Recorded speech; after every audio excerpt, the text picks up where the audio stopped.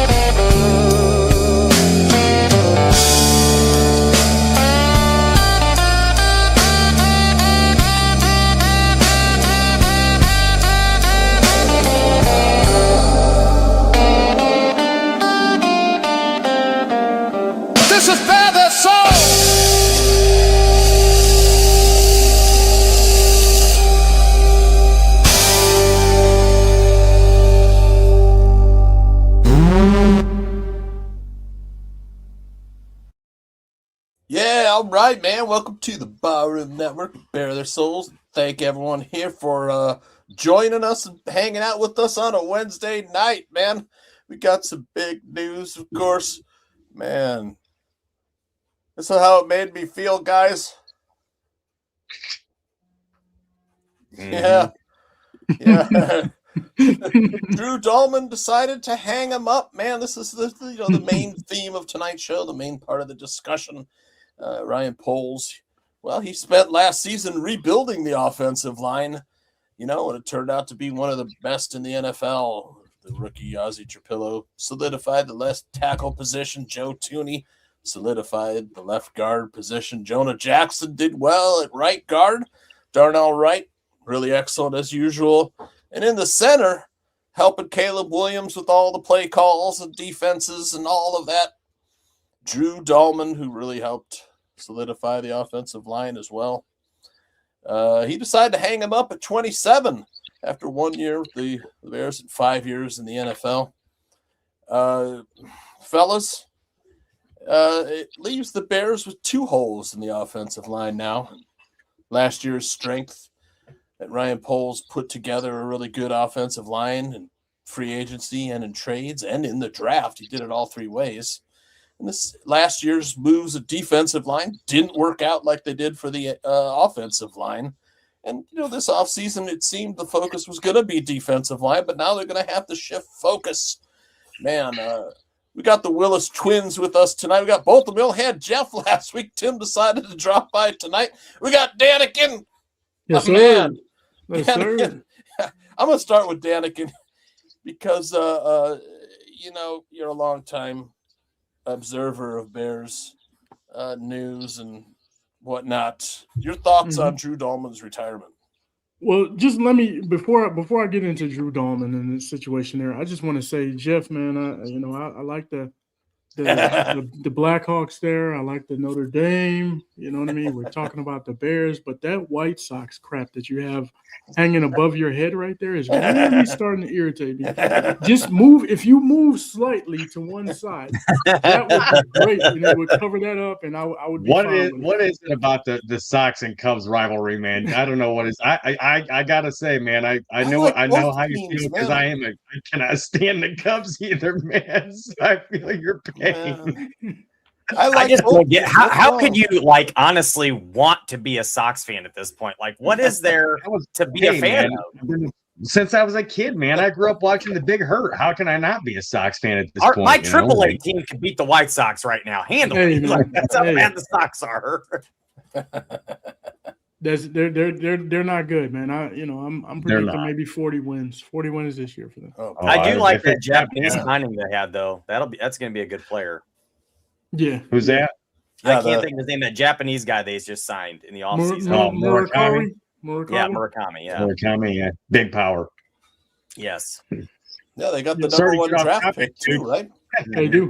They do have the number one pick. It's between that guy LeBron and what's the Rock Chalowski will probably be the guy they pick. Yeah. Rock Chalowski or something like that.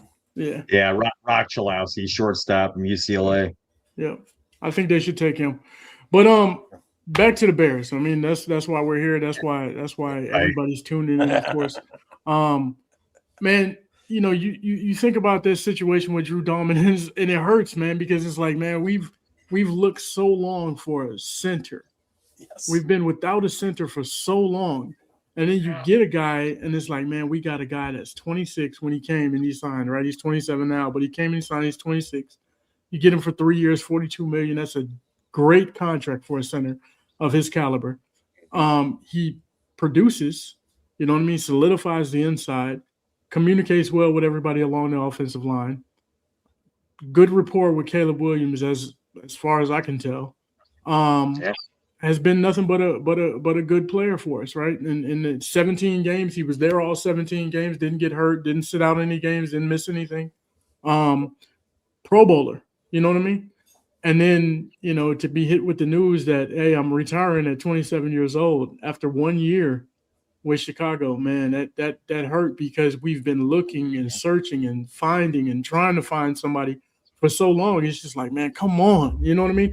And you want to give the guys, of course, the benefit of the doubt. And it's like, I don't want to bash him because I don't know what personal situation he has going on. Maybe he has some type of injury that we don't know about, that he's concerned with, going. His play did decline towards the end of the season, so it makes me wonder if that was an issue. It did. Yep. And so you know what I mean? So it's hard to be critical of it, but at the same time, we can feel some pain over it. You know what I mean? And I know Aldo, he said something like, yeah, we can find somebody else. I think he said it on Twitter today. He's like, you find somebody else, you know what I mean? The guy, he gave up so many pressures. And it's like, man, I'm sorry, but I can't. I have to disagree with my man Aldo there, because like, yeah, thank you for the picture. That you know what I mean? It's hurt and pain, and he's trying to veil it with you know what I mean, whatever. But I mean, we can be honest about it, man. It's that's a huge loss for us, especially when we felt like we had it solidified, and this guy was young, and you got him for 3 or 4 years, and. Yeah, that's not good, man. So I hated to see that happen. I'm sure we'll find out why he retired at some point in time. You know what I mean? Maybe this is a guy that just grew big and was good at football, but didn't love the game. You know what I mean? There are people like that. You know what I mean? They just have the ability. They grew tall and strong and large, and that's really not what their forte is. You know what I mean? So you can chalk it up to several different things, several different reasons, but it's a huge loss for Chicago. And the biggest thing that I take from it is that we're now thrust into this situation where what we do is tied so closely now to what Detroit is going to do, because Detroit is also looking for a center. They need one. Detroit is also looking for an edge rusher. And we talk about Max Crosby. We talk about all these guys that the Bears could possibly get. And it's like, if we miss out on something, they pick it up, and that's the situation. You're going to be comparing that for so long, for years to come, and it's either you're going to win or you're going to lose in this situation. And I don't know what to do. You know what I mean? I don't know what the Bears are going to do. Are you going to try to thwart whatever? If they're trying to look for a center, if they're trying to get Max Crosby, do you let them get him, or do you say, no, you're not going to that guy? That guy's not going in our division, especially to that team who we're going to have to compete with for the next, for the foreseeable future? Or do you go all out for that? You know what I mean? So those are the questions that I think Brian Poles and the Bears regime has to, yeah, exactly, Poles there. That's what they're gonna have to. They're gonna have to address that. You know what I mean? They got to address it. Lots of questions after following the Drew Dalman retirement. Bears fans took it really hard. Nobody took it harder than the guy who plays behind him. Yeah. Man, exactly. He lost the Hulk. And if you know anything about this, he calls his offensive linemen the Avengers. Just in case you don't, Drew Dalman was the Hulk. Yep. Fellas, Dalman carried a $14 million cap hit in 2026. That's $11 million in base salary, a $2 million signing bonus, and that was when he signed the contract, and $1 million in an additional roster bonus this season. He'll forfeit that entire $11 million salary with his retirement, even though most of it was guaranteed. when he first signed the deal. Bears are also clear of the roster bonus of $1 million. The signing bonus was paid in cash the moment he signed his deal. That's dead money. That'll still count against the cap. So the $2 million of the signing bonus that was supposed to go to the 2027 cap, that will still count against the cap. It will accelerate onto this year's books for 2026, putting the Bears' total burden at $4 million in 2026 and $0 in next year's cap. So it was supposed to be a $14 million cap hit. It'll be a $4 million cap hit, hence the $10 million in savings. Tim, we haven't heard from you in a while since Bears season. I know we'll get into later about what you thought about the season overall. But your thoughts on Drew Dalman's retirement? What do the Bears do? Veteran, free agent, rookie? Any maybe thoughts of why he retired? I have my theories I'll get to after this, but go ahead. Well, first, it's good to be back, Barroom. I've missed you guys. It's been a while since I've been on. I know Jeff was here last week, but it's been a while since I've been on. And did you watch the show? You watch your brother last week? I did not watch last week, but I've been watching it. I missed last week. I mean, Tim, you could have at least watched it. I almost, I usually do, and I probably will at some point. Last week was so busy for me. But yeah, like I said, it's good to be back. We've missed you guys. Hopefully we'll be back soon with our show at some point soon. But in any case, it also sounds like they could get $2 million of that signing bonus back towards the cap this year if they ask for that money back, which would then have roughly $12 million in cap space back from Drew Dalman's contract. Roughly. I mean, now granted, that's if they decide to ask for it back. They may not, but they potentially could because it was a 2027 bonus. Mm-hmm. But I think I'm a little bit different in my viewpoint in what the Bears not necessarily should, but could do. I think it kind of goes both ways. So the one thing I can say is whoever they put at center is already going to have a great basis with Tooney and Jackson as their bookends at guard. Like that's a very good tandem right next to you. Whoever goes there is going to have potentially a good opportunity to have a good season. The question I have is, obviously Dalman called the protections on the offensive line, and they're probably going to want a center who's also going to do that. That's why I think names like Biotish and Colin McGovern make a lot of sense. Not sure. I know a lot of people like Tyler Linderbaum, but I think he's probably going to be a little expensive for what the Bears have. I don't know if he's going to get $20 million a year, but I think he's probably going to get in that 18 range at least. I just don't think that they are in a position to make that deal happen right now, unless they move on from Tremaine, they move on, maybe restructure some other contracts, maybe DJ Moore goes. As much as I don't want to see that, I think that's becoming more of a possibility now, especially after Ryan Pohl's comments last week about DJ. Personally, what nobody is talking about and what could be a very real possibility, we may already have the center on the roster now in Luke Newman. Now, granted, he has no starting experience, and he rookie last year. He played most of his college career at an FCS school and then played at Michigan State his final year. He was a monster in college, though. He was very, very, very good. Played left tackle a little bit as well. He's moved up and down the line. And in, reserve role last year, he played pretty well when he came in and played. So as far as can he play the position, I don't think that's a concern. And I think Dan Rochar is going to do a phenomenal job, as he has already, with having guys ready to play. The question I have is, can he call protections at the line? Can he do those things? And is he ready to step into that role? I'm not sure. Only the Bears know that. But I will say I would not be surprised if that is the direction they go. They really like Luke Newman, especially Ryan Poles. We heard it last year on draft night. Ian Cunningham telling him, hey, you got your guy. This is the guy you wanted. And we know Greg Gabriel was all about Luke Newman as well. So I'll tell you, let's hear it from the man himself. I have a clip. Of course, you're going to play wherever they put you, but where you feel like you lock in positionally with the flow state, right? Where it's just like it feels natural for you. So, obviously guard has been, more of my natural field this past season, but, really this offseason, the primary focus has been center. I definitely have a good understanding of how to play the position intellectually. Obviously, it's a new playbook here, and there's an adjustment period for that as well. But I really think that center, like, all in all, fits, more my body type. It's kind of more of, what my strengths are. And obviously I have that guard, flexibility as well. But I really look forward to, learning and adapting to center a lot more.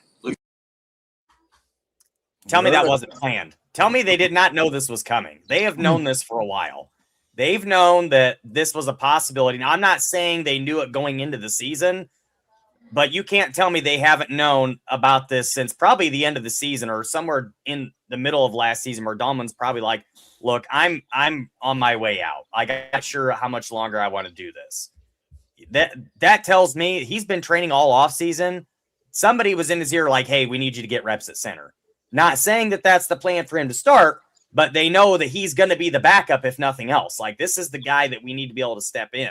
We don't have another center on the roster that we can plug in right now. So training him in case an injury to Dalman, or right, in this case, a retirement.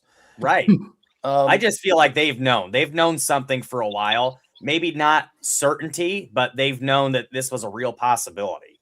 Well, they knew something before yesterday because Tyler Biadasz was brought in for an interview, talking contract there. He's an immediate free agent. They could sign him immediately. He was released by the Commanders.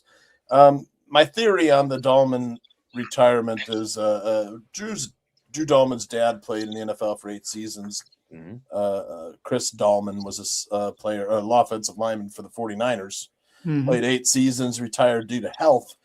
And my theory is that he saw maybe his dad living with some long-term effects from playing in the NFL for 8 seasons.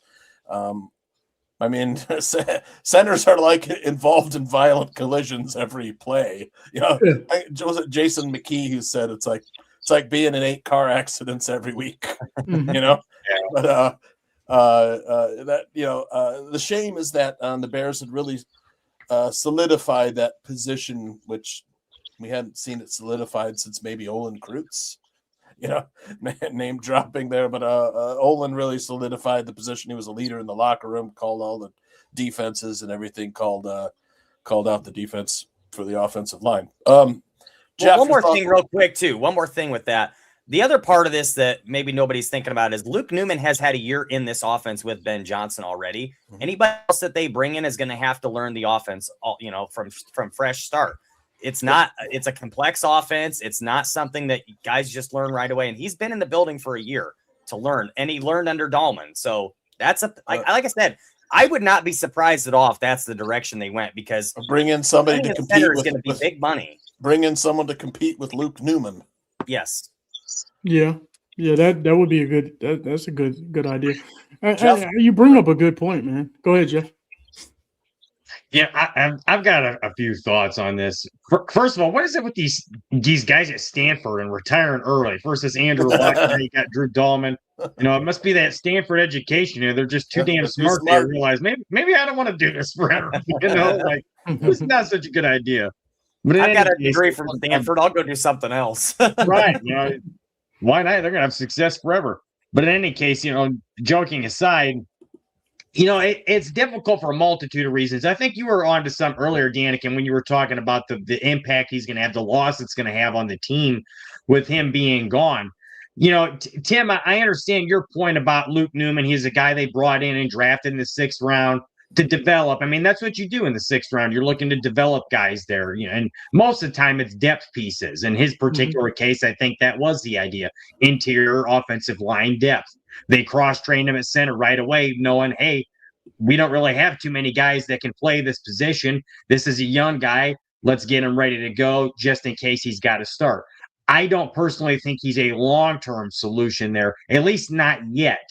The biggest reason I say that is because I don't think it's a good idea to just go ahead and say, all right, Caleb, let's throw the protections and all that at you now. I think they still need to go with the veteran center who can do that, and you can throw all that on his plate to continue on with that. I don't know if you guys have seen, there was a really good podcast from Teron Armstead he did with Dan Rochar, the offensive line coach of the Bears, and Teron Armstead was a left tackle for the Saints that played for Dan Rochar. He loves him, great coach for him. Yeah. So it was a really excellent podcast. They were talking about all kinds of stuff with that and like the impact that these guys have and how. And later on, actually, Armstead did an interview with The Score, and he was talking about he thinks the Bears need to have a veteran center as well because of that very reason, that he needs to have those responsibilities that Dalman had them all before. Let's not throw all that at Caleb yet.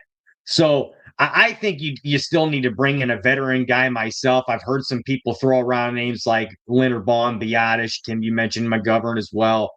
I understand the idea behind Linderbaum. He's a phenomenal player. He's going to make any team better. He's probably the best center in the league, if not one of them for sure. I wanted Biotish a couple years ago when he was a free agent, so I wouldn't mind that either. He's a very solid player. If they went out and got him, and he was and to me, that's a very realistic possibility because of the fact that the cap constraints that they have. So I could see that him being the possibility there. And also McGovern as well, but I think Biotish would make a lot of sense. So I do see that. I could also see that drafting another guy in the later rounds to develop or something along those lines. But yes, Tim, I do agree. I think Luke Newman is there as a developmental piece. I just don't think that's a guy you want to throw in and start yet. I just don't know he's ready for that responsibility quite yet. So that's kind of where I'm at with that. I would like them to go the veteran option right now to get a new center in there. But the biggest thing that to me is going to be an issue for the Bears, and not necessarily an issue, but something they had last year that could suffer is how well they're all going to come together. It's not just the player on his own. We know Dalman's a good player, and he played well, himself this past season, but they talk about it all the time as offensive line coaches and other players about how well it comes together, how they all got to play as five collectively. And matter of fact, that was a part of the conversation Armstead and Dan Rochar had on that podcast, was how well is it going to come together with everybody, how well it came together with the Bears starting five this past season. Well, how well is this going to come together with the new center as well? So that's something that I wonder about. Barely Simone in the chat says Biotish is a good fit. His movement's great. He has the nasty, good hand fighter and pass pro. Teron Armstead thinks he makes sense also as far as how Dan Rochar likes to coach. So I think, to me, that really makes a lot of sense to me with Biotish. He's a little older now, but maybe for a couple of years until you can find a new center to take over, why not? One other thing real quick too, we also have to realize is Darnell Wright is up for an extension. They're going to want to take care of him. You can't pay four guys on the offensive line if you hope to be able to pay your quarterback and not pretty much lose your entire roster. They've got to do something there. I think it's going to be really hard to pay for four offensive linemen. The only way this works is if they can extend Wright and get one of these guys at like a 1 or 2 year deal at center. And then hopefully then the next guy up is ready to go by then. I agree with you. I'm not sure that Newman is ready, but at the same time, you can't sign a guy for a 4 or 5 year deal now. You just don't have the ability to do that with Caleb's contract coming up, Rome's contract coming up, Darnell's contract. DJ Moore to a 5 year deal. Right. Yeah. I mean, potentially that can be one that can move, so but I don't know what they're going to do. They're running out of options at this point in what they can and can't do while Caleb's contract is coming up. I mean, you make a good point, Tim. Like when it comes to what the Bears are going to do at the center position, you make a good point. If you do go with Luke Newman, you anchor him between two guys who are veterans who know what they're doing. You know what I mean? So that's a good situation for him to be in, right? Right. Number one. Number two, if you bring somebody in the draft, then you know what I mean, you're able to save some money because Luke Newman, of course, is on a rookie deal. You bring in a guy in the draft who he'll be on a rookie deal. You're going to save money there, and you just hope that these other guys, these veterans that you have next to him, are able to kind of help him along. The other problem that we have though is that left tackle spot with Trapillo being out. You know what I mean? I think that's the more even though I think center is so important, and we've struggled to find a center, it's so much more important to have a left tackle that's competent and knows what he's doing to protect your quarterback. You know what I mean? If you're not able to do that, you got major problems. And I think for protection wise, going up against defensive ends and some of these edge rushers that are dominant in the game of football now, you got to have that left tackle. And so I think that's still the most important position that you should be looking at, but you still have to give attention to that center position, especially with Dalman stepping away. But the good thing about it is that while we're cash strapped, we can also use that cash. You know what I mean? We can use that money.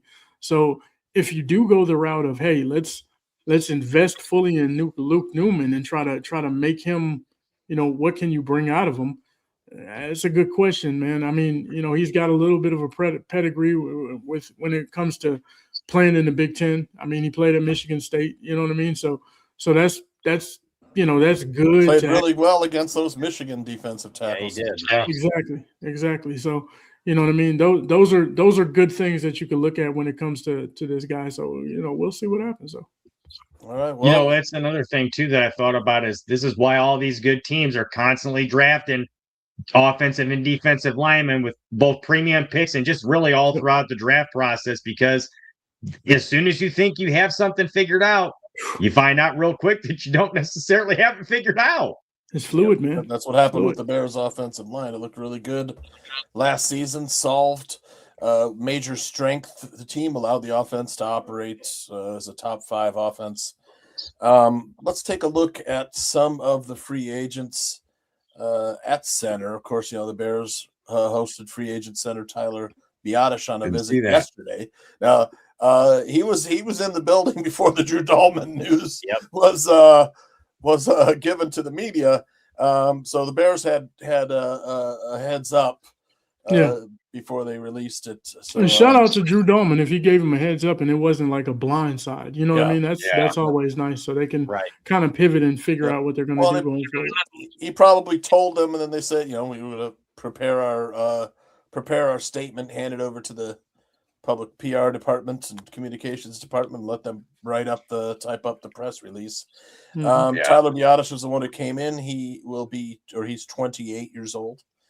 Out of Wisconsin, was a 4th round draft pick of the Cowboys. He also was a Pro Bowler after the 2022 season, I think. Former Cowboy. He signed as a free agent with the Commanders. Pro Bowler with the Cowboys in 2022, was injured last year. Met with the Bears yesterday. Here's the thing with Biadasz for me. Yes, good player. The Commanders rank 5th in the league now with $70.3 million in cap space, which begs the question: was moving off of Biadasz for what would have been a $2.8 million cap space, was it really worth it? That's the caveat you have to think of. Maybe Bears won't let him walk out of the building without a contract. So could it be health related? I don't know. The other one, Connor McGovern, who has a great porn stash.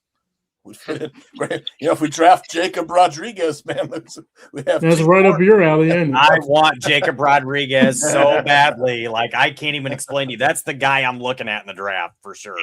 Right. Connor McGovern, also a good player. He's How old is he? He's also 28. Okay. I did not expect that kind of projected cap hit for him. $16.25 million. That's a lot. The Bills signed McGovern to a 3-year, $22.35 million deal in March of 2023. He started all but 2 regular season games during his tenure with the Bills, made his first career Pro Bowl after the 2024 season, and posted a 97.2% pass block win rate. That was tied for 2nd among qualifying centers. Protected Josh Allen pretty well. Penn State offensive lineman, 3rd round pick of the Cowboys as well. The Cowboys know how to pick those offensive linemen. You can recognize them hogs, man. Looking at $16.25 million estimated. And then the prize free agent, man, my guy out of Iowa, probably the best center in the league, at least run blocking. Smart player. only 25 years old, which, the Bears have their core is all right around that age, 23, 24, 25. If you're thinking about keeping a core together for sustained winning, this would be the guy you pick up. It fixes the center position right away. That's it, man. But it's going to cost you $20 million cap hit this year. And as the Bears only have, after Drew Dalman retired, they got about $15 million in cap space. So those are the three main options. There's other guys as well. Your thoughts on any of those three guys? Danikin, go ahead, lead it off for us with what would be? Would you? I mean, of course, Tyler Linderbaum. Yeah. Go ahead. What were you going to ask? Would you consider, ponying up for Tyler Linderbaum? Yeah, I mean, ideally, if you had the money and you had the capability, and of course, you go get the best available. You know what I mean? That's the way I look at it. You get the best available. You spend the money if you need to. You know what I mean? And you pull them in here and you say, hey, we need you 25 years old. That's a great signing. You know what I mean? Yeah. But the Bears, having such a young core, Darnell Wright looking for money. Caleb Williams, you're going to have to pay him. Rome Odunze will be coming up soon. Like you just don't have enough money to spread around. Even though the cap is $300 million now, you know what I mean? It went up, $23 million, I think it did, right? So it's up to like $300 million for the cap. But, when there are premium positions in the NFL that you have to pay, right? You're going to have to pay left tackle at some point. Your quarterback, at least one wide receiver, a cornerback, defensive back, and an edge rusher. Those are the 5 positions that you will have to pay top dollar for at some point in time. So you're going to try to find the best deals everywhere else, right? And in free agency, unfortunately, you overspend. But that's the name of the game. You know what I mean? That's what we're looking at. So in most cases, I would say, hey, get a free agent if it's going to put you over the top. You know what I mean? And I don't think Linderbaum does that. You know what I mean? Because I think there's still other necessities that the Bears have that they need. So you just got to figure out you got to pick your poison almost. You know what I mean? Do you want to solidify that? Hey, if you do, I would say wrap him up for 5 years if you can, if at all possible. You know what I mean? Not for a 3-year deal, but if he's 25 years old. But then again, you just got burnt on a 3-year deal with Dalman. With Dalman. So you know what I mean? You just never know. Yeah. Yep. You never know. He was the top. They went out and got the top free agent center last year. Yeah. That was their plan. Who knows what sort of importance they place on the center position. I know that Ben Johnson likes his left tackles to be able to hold up on their own in pass protection. That's one of the requirements for his offense. I'll take a stab at it. If you got the money, if you have the capability, and you have some flexibility, I mean, there's nothing wrong with dedicating whatever you were going to pay Dalman. How much did they end up saving? How much did they? $10 million. 12? 10 million? 10 million. 10 million. It's not, so you're only halfway there, to the 20 million that he's going to garner. So, where are you going to come up with that money? That's the question. And you cut Tremaine Edmonds, that'll get you about 14, 15 million more. You can cut Tremaine Edmonds. Here's the other thing, right? The Bears can make some trades. They can trade some people, and that'll save them a little bit of money. Or they could trade draft picks. Like, think about this, right? If you're talking about drafting a center or something like that, say if you do sign the guy like Linderbaum, right?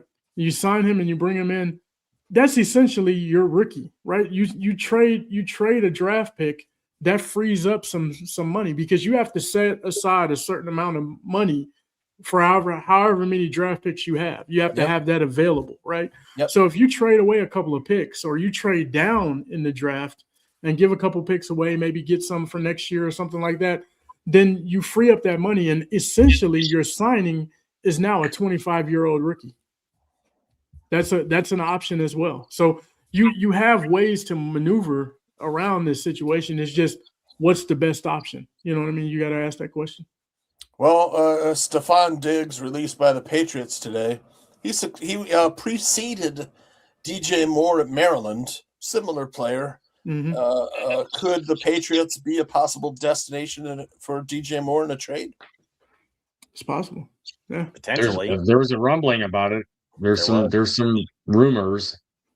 That would free up $28 million right there, fellas.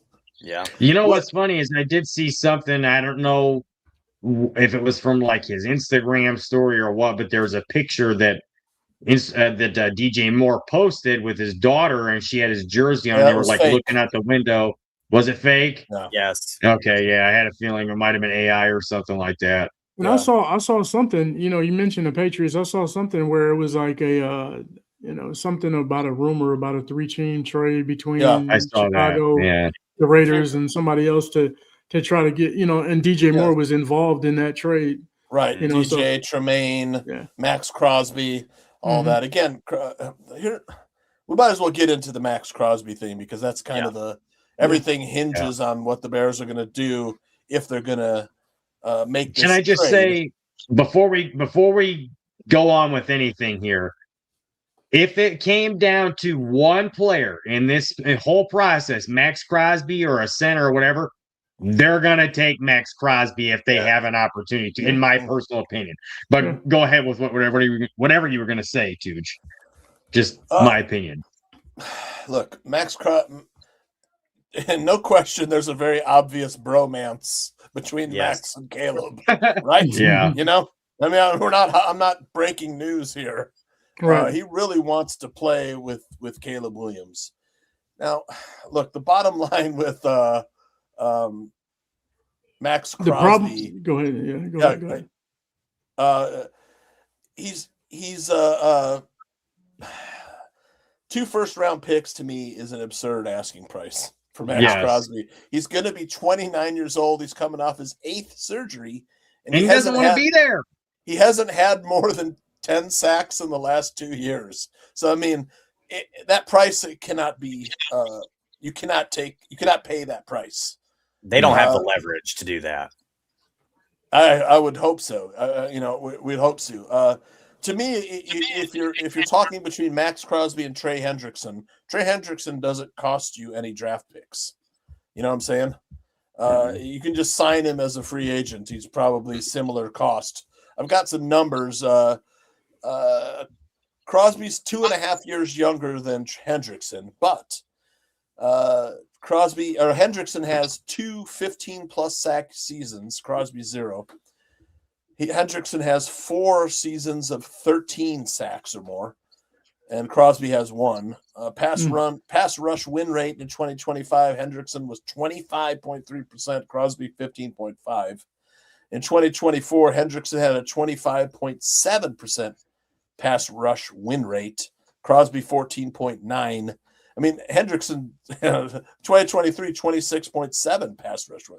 The guy dominates as far as pass rush win rate.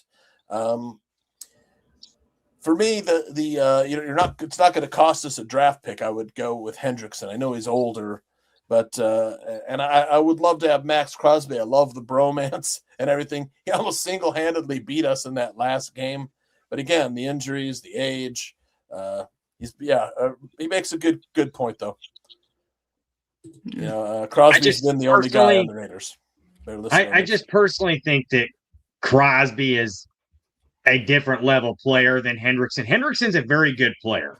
Don't get me wrong. And you're right. The production is there, Tooch. It really Crosby is way better against the run, too. He does everything. He is way better against the run. Like you said, though, he damn near beat us single-handedly on his own when we played them last season. And the guy is just phenomenal. He is an absolute game wrecker. He will destroy a game plan. And it's like, that's the kind of guy where it's like, if you can get him for a reasonable price, man. You gotta consider, or at least look into it. Yep. Like I said, too, I don't care how much the cost is as far as draft pick or not. Mm-hmm. If you look at it, the Bears are in a situation where they could, like I said, there's flexibility there, right? With the $10 million that's freed up with Dalman retiring, you pair that with, trading away. If you do trade away, let's say they go and get Max Crosby. This is why I would say. I would want to do it because I believe, and it's just my theory, this is my belief, that Max Crosby wanted to be drafted by Detroit. if he goes to Detroit, you're going to have a problem, and it's going to. I don't want to see him in Detroit. I don't want to see it. I don't want to see him paired with the other guy up there. I just don't want to see Hutchinson. Aiden Hutchinson. I don't want to see. I don't want to see those two guys, coming at our quarterback for the next 5 years. Let me just stop you right there, Danikin, because this is exactly what we talked about on Barfly Tailgate Show. Would you sign Max Crosby to keep him away from the Lions? I would. Yeah, I would. I believe that sometimes you have to play those games in the division, inside your division. Yeah, you know what I mean. And I believe that Detroit is a team that he would gladly go to. I believe. Yeah, he's a Michigan kid. Yeah, he's a Michigan kid. He wanted to be drafted by Detroit when he was coming out of college. So the fact that he would entertain Chicago as well is a good thing. And if you have the opportunity to steal him away from somebody like Detroit, I would do it in a heartbeat. You know what I mean? I would definitely do it. I look at it like this too. Look, I know Hendrickson has been a thing for a couple of years. I think, look, we had defensive coordinator, gosh dang it, his name, Dennis Allen. Dennis Allen. Yeah. If Dennis Allen wanted to reunite with Trey Hendrickson, he probably would have done it last year when they had the cap space to do it and they signed a defensive end already. I just think that if Trey Hendrickson was on the table, they would have already done it at this point. Well, we had Odengbo at the time, though. It's like that was an expensive. Well, we signed Odengbo. We could have signed Hendrickson and we signed Odengbo. Did they? So, we would have had to trade for Hendrickson was under right. contract, though. It was like a 1-year deal, and I don't know if he even had the deal yet. Well, they gave him that 1 year, $30 million deal. The Bengals wanted an absurd amount for Hendrickson last year in a trade. He was under contract. And I think that probably was a souring thing too. But here's the thing. You're going to have to pay Hendrickson $30 million a year. And at this point, he's like 40 years old. Not really. He's like 33 or something like that. 31. Yeah, he's an older guy. And now granted, the production is there, but he also didn't play last year. Very little. So it's like, yeah, I get that Crosby's had a lot of surgeries too, but he also has an incredibly high motor. He is a game wrecker in every sense of the word. And he's better at all facets of the game than Hendrickson is. Like Hendrickson's a great pass rusher, probably a better pass rusher, but Crosby does everything. And to me, it's like, if it came down to whether you sign a veteran center or you go get Max Crosby, you go get Max Crosby. Like that's going to be the guy that's going to make more of a difference on your team than a center will. Now, granted, I don't think they give up 2 first-round picks. We just saw what happened with Micah Parsons and the Packers last year, which I said was a mistake to give up 2 first-round picks for that guy. That was dumb. Just like the Colts giving up 2 first-round picks for a corner last year. For Micah, that was it's this year's and next year's first-round picks, right? Right. And they gave up a defensive tackle and Kenny Clark. Kenny Clark. And here's the thing: if your quarterback doesn't end up panning out, which Love is good, don't get me wrong, but I don't think he's great. And what if he's not your franchise quarterback? Now you've screwed yourself over from getting a quarterback in the next 2 years in the first round because you got no first-round picks. So it's like what they're thinking, I don't know. Same thing with the Colts. Now they've got no first-round picks to go get quarterback, and they have no idea who their quarterback is at this point. Stupid. But anyway. Well, they got Daniel Jones. Yeah, Danny Dimes, baby. Yeah, other guys you could get are Khalil Mack and Jalen Phillips. I wouldn't rule out a Khalil Mack return to Chicago, man. On like a 1 year. It was happening last year, and it didn't happen. Yeah, wouldn't hate it. I wouldn't either. But again, that's a guy that hasn't seen the field much in the last several years. I think he did last year. I think he played most of the year last year, but he's been in and out too. But to me, like I said, I mean, if you're going to make one move this year and you want to make one splash move, not necessarily splash, but you want one move that's going to make the biggest difference on your roster, it is unquestionably Max Crosby, if you can make it happen. I'm not getting my hopes up. I don't think that it's a real strong possibility, but I didn't think Khalil Mack was a strong possibility back in 2018 either, and it happened. So I don't know what they're going to do. I think if you can't give up 2 first-round picks. I think if you maybe 1 first rounder and, to pick 25 this year isn't a big deal, and you trade it with maybe DJ Moore and you clear that money off the books, I could see that being a potential. I would do that. I would do that right now. I love DJ If Moore. you could do that, essentially, like I was going to say this earlier, if you could do something like that and you can move DJ Moore, although I'd hate to see DJ Moore going, Same. right? Because I believe that at this point in time in Caleb's career, I think he needs all the weapons that he has available to him, right? He needs those. Start stripping those away after year 3, 4. You know what I mean? But wait for a minute for that. You give it to him, let him work with it, let him learn his way. And then make other guys better later on in his career. But if you are able to do that, essentially, in my opinion, you could probably swing a situation where you could get Max Crosby. Say you give up 2 first-round picks for him, right? I don't want to do that, but if they did do it, I wouldn't hate it. You know what I'm saying? If that makes sense, I wouldn't hate the situation because you'd clear more money with rookie contracts. You'd essentially move DJ Moore's contract into Max Crosby, right, area. And then you could go sign a center if you want to. You could possibly get to that $20 million threshold, but you've handicapped yourself going into the future, right? You've sold your soul, basically, and you say, okay, at this point in time, all eggs are in this basket. We need to win immediately, right? That's what you're saying if you make that type of move. There is no more building. There is no more learning. It is win or else we're screwed for the next 5 years. In which they've made it known that like they want to win now, but they're also not going to handicap themselves because they want it to be sustainable. And Poles just mentioned that in his press conference. There's that balance, that happy medium. Yep. You got to find what it is. That's why I personally don't think they'd be willing to give up 2 first-round picks. So I think if it came down to it, and that was going to be the stipulation, they're not going to go after Max Crosby. But if they could do it for 1 first and potentially DJ Moore or something like that, Tremaine Edmonds, whatever, potentially I could see that being a possibility then. Right.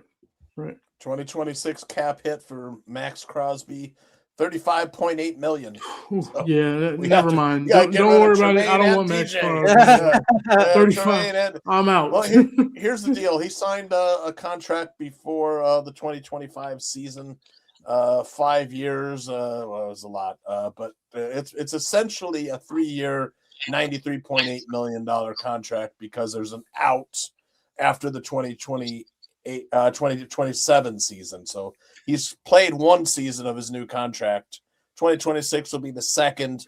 So you're definitely, if you take on Max Crosby, you're on the hook for 2026 to 2027, paying him 35.8 this season and 29.8 next season. So it is front loaded though. That's a good thing too. It is front loaded. So with it being a little more front loaded, if you can clear off your books a little bit this year, potentially it's not going to hurt you that badly in the long term. You could still potentially sign Caleb Williams and extend Darnell Wright, things like that. What is DJ's cap hit this year? It's 28, but you would, like I said, you have to move on from DJ. Yeah. You would have to move on from DJ or move on from Tremaine. You would have to make some things happen this year in order to take that $35 million hit. But after that, it's not that bad. After that, it's much more manageable. It's this year and next year. You're having them. You're paying about 65 million.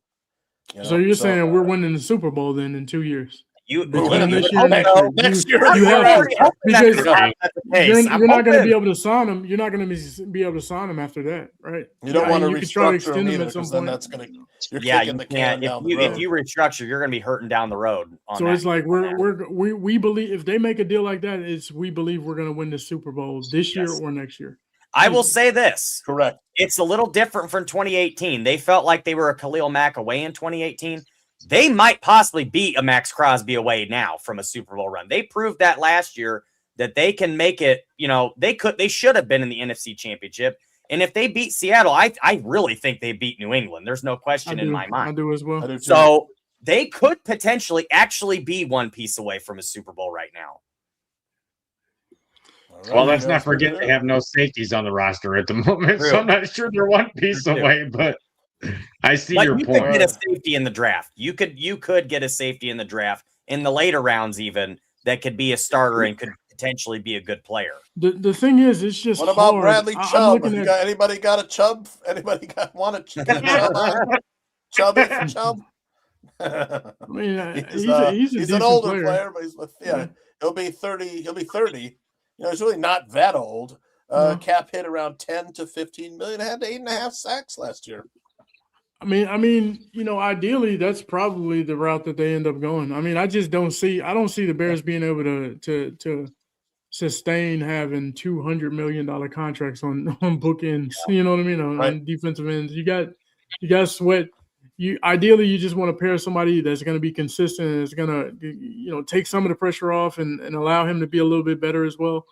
Mm-hmm. And while having a guy like Max Crosby or even Trey Hendrickson is great, I just don't see, not with what the Bears have to do, with their roster and with signing guys and re-signing guys. I mean, you're going to have to re-sign some guys, man. And, Darnell Wright is one, and Caleb's coming up, and, you got to get Caleb's done earlier rather than late. You know what I mean? Yep.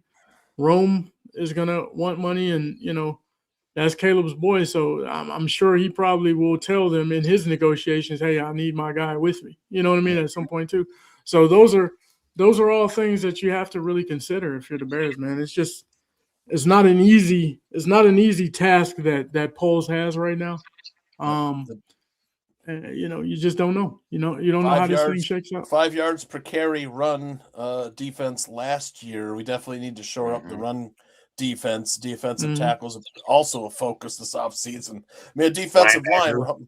The defensive line moves that Poles made last offseason, Grady Jarrett and Deo Dengbo, did not turn out as well as the offensive line moves he made last off. Right. Let's just be honest. I'm not telling you anything that's not obvious already, but he was hoping to get the same results with Deo and Grady that he got out of the moves of Dalman and Tooney and Jonah Jackson. And Ozzie Trapillo as well. Ozzie's injury and Dalman's retirement, it doesn't look as good as it did last year. It leaves us with two holes. Then, you have Gervon Dexter and Grady Jarrett, not much else on the defensive tackle. You could bring back Andrew Billings. He's getting older as well. The thing is that edge rusher in the draft is a lot deeper than defensive tackle. To me, defensive tackle really isn't that deep this year. It's a little bit front loaded, sort of in the back half of the first round. Early if they draft a defensive tackle, they're going to have to draft him in the first or second round. Yeah, I mean, 25. I think that is what they're doing. If they have a first round pick, they're going to do that regardless. I think that's going to happen regardless. Yeah. Yep. Agreed. So the situations, there's definitely some hurdles that Ryan Poles has to take care of this offseason.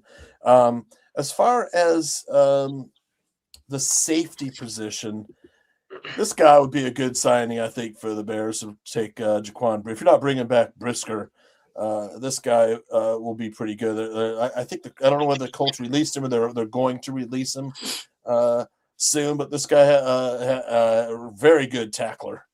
I'm going to stop you right there. No 24 more 24 years old. No more Colts. Don't want them. No more Colts. Oh, because of Dale? I live an hour from Indy, too. I hate the Colts. I would take no Colts players if I could. Tim's probably got a bit of residual heart Cross and Byard fans down there. Hey, last few Colts we've had, Ed Eberflus, Dio Dangbo, no thanks. I'm good on Colts. Cross and Byard would be a nice safety tandem, I think. Yeah, it would be, but with the Bears, to be honest with you, that's another question that we have to ask. How much are they going to pay Byard now? You know what I mean? If they want to re-sign him, or do you just say, you know what? Hey, we got to go with somebody else at safety, to draft one and pick up this guy Cross or something. I mean, Ryan Poles has made it known that he wants to bring back Kevin Byard. It is, a priority, maybe not the top priority, but one of his priorities. Looks like we could get it done for maybe a 2-year, $15-16 million contract. I think he can get it for 2 years, 14, and he'll come back. I think so. Something like that. Yep, he's 32 years old. Career year, like Danikin said last year, we're paying him for what he did, not for what he might do. Well, I see where you're coming from with that, but also like the expectation is not that he's going to go. To me, the expectation is not that he's going to go out and pick off 7-8 passes next year, but he is going to continue to be a captain, veteran leader, presence, sure tackler. You're betting on the fact he's not going to lose a ton of his what makes him the player he is, the athletic profile, the speed. Well, that's what we bet on with Grady, though, didn't we?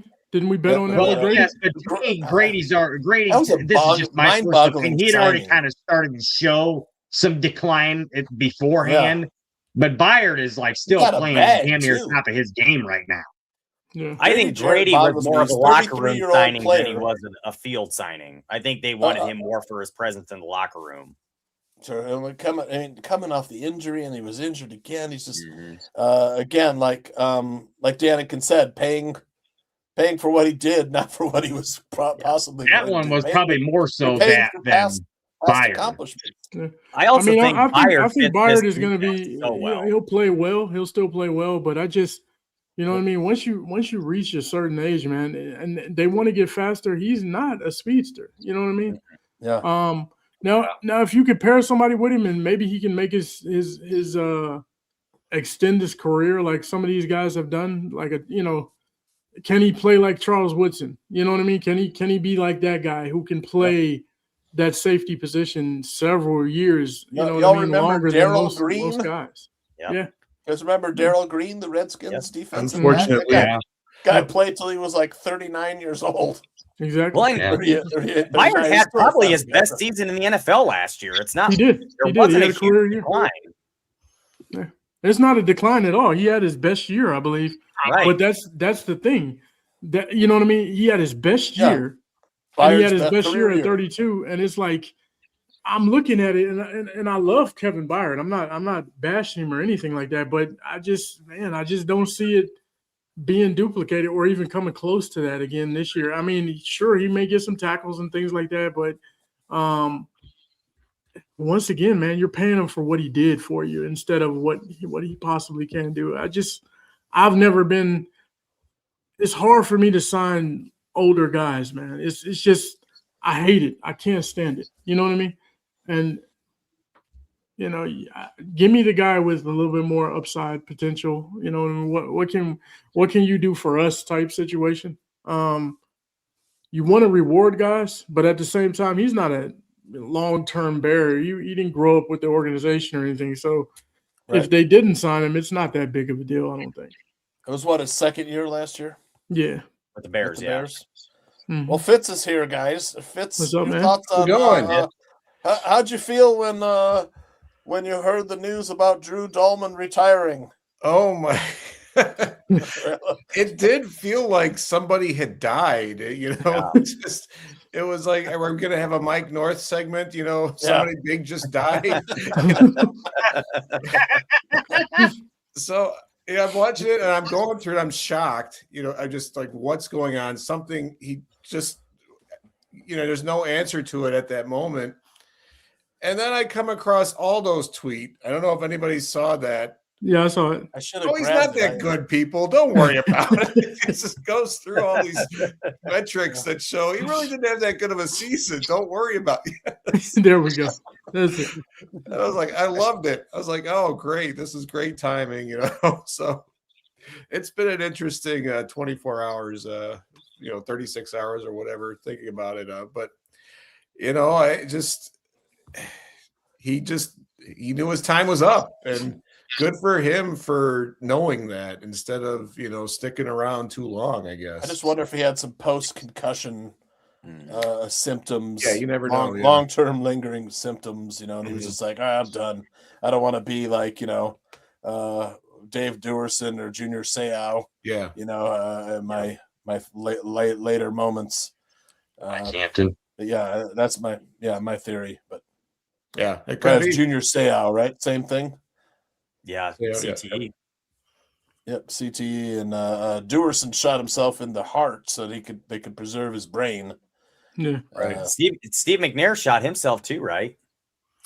I don't remember. Is that like a murder suicide or something? It was something really like that. Weird. There was something with him, I think, like a spouse or something there. Seau also shot himself in the heart or something too. Yes. Like Dave Dewar. Sorry to get so. When they they donated Seau's brain to CTE research, so I'm sure they did the same thing with Duerson. Right. But, yep. Yep, he was. Wanted his brain donated to medical science or CT research. Continue though, Fitz, before we get to Nikki's. Yes, sir. What's up? Continue on Dalman. Any final? What would you do? Free agents, maybe. Luke Newman. Look into the draft. It's really not a great center class either for this draft class. Yeah, it looks like they could have a better shot at the free agent route with the center as opposed to left tackle or defensive edge rushers. So that's sort of looking promising. And I haven't heard much about centers in the draft this year. So they're going to have to do something. So I don't think, do they have anybody on the roster that could, Luke Newman he was training behind Drew Dalman to be the Bears backup center. So that's kind of I think where this is headed, unless they sign one of these guys. Maybe Biotish came in there and he was like, yeah, I'm looking for $11 million per year. They're kind of like, I don't know if we're ready to pay that much. We're thinking more like 7 or 8 per year. You know, but I don't know. I mean, there's some other guys too. What hurts the most, I think, is just where they were at with the offense. The center plays such a key role in timing and getting everything set. He's the first person that moves that ball when they say hike, and I remember Ben Johnson at the end of the year talking about how they're going to go into OTAs, just ready to just roll instead of teaching people the positions and the offense. And they could be back to square one with that, with the center. And yeah, definitely back to square one. It's crazy. Unless it's Luke Newman, unless that's the guy. Yeah, I mean, I have a feeling it might be Newman, just looking for a solution. And you know what? If they do sign or trade for a big name pass rusher, big money pass rusher guy, they might be forced to start Luke Newman at center. I do think it's more likely that they'll sign a center than they would sign a left tackle. Yeah. Because whatever they do at left tackle is just going to be a temporary solution until Ozzie Trapillo's back. That's their guy. That's the one. He's going to be the starter for the foreseeable future. You hope. I mean, that injuries. Yeah, he played really well last year. I think he is the guy as long as he can be healthy. He did, but he ain't gonna come. He won't. That's the problem. He won't come back until what? Right. December probably. Potentially, December, he could be there for week 1. He might not even play next year. Right. There's always that chance too. It's up. Who knows when he's going to? If he's there for week 1, he is Wolverine. Yeah. Good news is that it is a good draft for left tackles, man. All rounds 1 through 7. Mm-hmm. There's guys you could get that Dan Richard could really coach up. I think the Bears should draft a left tackle just in case. In fact, the guy who pushed Ozzie Trapillo over to the right tackle that played left tackle at Boston College, he's coming out this year. Good little player. His name's Jude Bowery. Looked good at the combine as well. You have to rely on your coaches because Fitz, coaching matters. Yes, it does. You know it does. Right, Jeff, Tim? Where did you see coaching matters in there? On the sign, brother. What sign? What? Making it too obvious, Tim. I mean, there's some guys you could get, and I think the Bears, excuse me, the Bears have to protect themselves either way at the left tackle position. Where they take a guy in the draft, they get a body in there, they coach him up in case Ozzie Trapillo, which seems likely, he doesn't come back next season. People are talking about Braxton Jones. I don't think I wouldn't sign Braxton Jones, man. I'm just like, like I said last week, I can't get over the fact that next season we'll be like, why did we re-sign Braxton Jones, man? What were we thinking? Something like that. But I mean, there's guys you could sign. I mean, you could sign DJ Humphries, maybe get him for $3 to $6 million. Played for the Rams. Cam Robinson going to be a little more expensive, but hey, maybe he'll play on a 1 or 2 year deal, to play with Caleb Williams. And that's the like thing. 50 years old. That's the thing. Where before the Bears weren't really a destination for free agents, with Caleb Williams and Ben Johnson, now they're a destination where you might be able to get guys to sign for less years or less money. At the Combine, I wanted to bring up a few things that happened in the news regarding Caleb Williams. There was some chatter at the Combine that came out in the news, like Williams turned heads with his magic act last season in Chicago. Conversations across the league, it's become clear that Williams has earned his reputation as dangerous. One opposing coach singled out Williams' medal when reflecting on how the quarterback performed last season, said, quote, he's still at his best off schedule and he has the moxie, the coach says. One personnel man said, I never saw him flinch. That's what you respect most. You could feel that confidence that he's never out of a game. There aren't a lot of quarterbacks who operate that way. The same source referred to Williams' off-schedule playmaking as, quote, obscene. I tend to agree after some of the plays made, man. Jumpman has it going on. The best I've seen, he said, better than Mahomes. And I still don't think that Caleb's full arsenal has been fully unlocked. Fellas, what do you think about Caleb Williams attracting the free agents? We've already seen him. Max Crosby wants to play with Caleb Williams, man. Yes. Yeah, I think he has a little bit of he's got some things working for him in that way. You know what I mean? And guys kind of gravitate towards him a little bit. You know what I mean? So that's good to hear, and it's good to hear some of these GMs and personnel guys talking about him in such shining ways. There's still, I'm a realist. There's still some things that I need to see from him. You know what I mean? As far as, and I love the off schedule plays. I love the fourth quarter comebacks, but you cannot depend on that for the long term. You know what I mean? You have to be better in situational football. You have to be better in the early portions of the game. You have to not put your team behind the 8 ball all the time. We cannot play from behind all the time. It's just you got to get better. And I think he will. I'm not saying that he won't. I think he will get better at that. I think that's going to be a point of emphasis, of course, starting fast, not starting up late. That was a big problem last year, Danikin. Yeah, get the motor moving early. You know what I mean? Right. We're not doing anything in the first half. Then the second half, he comes alive. Exactly. Yeah, a lot of that stuff. I think at the end of the season, I've seen a lot of people tweeting stuff like, "Man, somebody tell Caleb Williams that the Bears are already down 14 in the fourth quarter." You know what I mean? In the first quarter, let him make him think, or just don't. I think I said it one time. I said, "How about we just not play him in the first half and just let him come in the second half?" Let Bajent open the game, bring Caleb in to close it. Him and like Mariano Rivera. Yeah, exactly. The closer. I thought there was Ben had broken it down. Getting to like 65% and above is about 40 passes, completed passes over the year, which is like 2.5 a game. Mm-hmm. Can he improve 2.5 a game? With the drops or that's manageable. And he's not that far off from getting that completion percentage up to where Packers fans would be happy about, So I think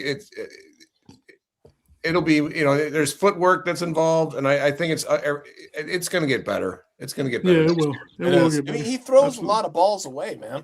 Yeah. Rather than take a sack, and we love that. That's why I don't place a lot of emphasis on the completion pass percentage. We were one of the top teams in the NFL in drops, man. Yeah, I was just going to say there were a lot of drops last year. A lot of drops. Yeah. And then even if they weren't considered a drop, they were balls that should have been caught. We talk about Romo Doomsday. That's one of his Achilles heel, it seems like to me. You know what I mean? He needs to be better at catching that ball.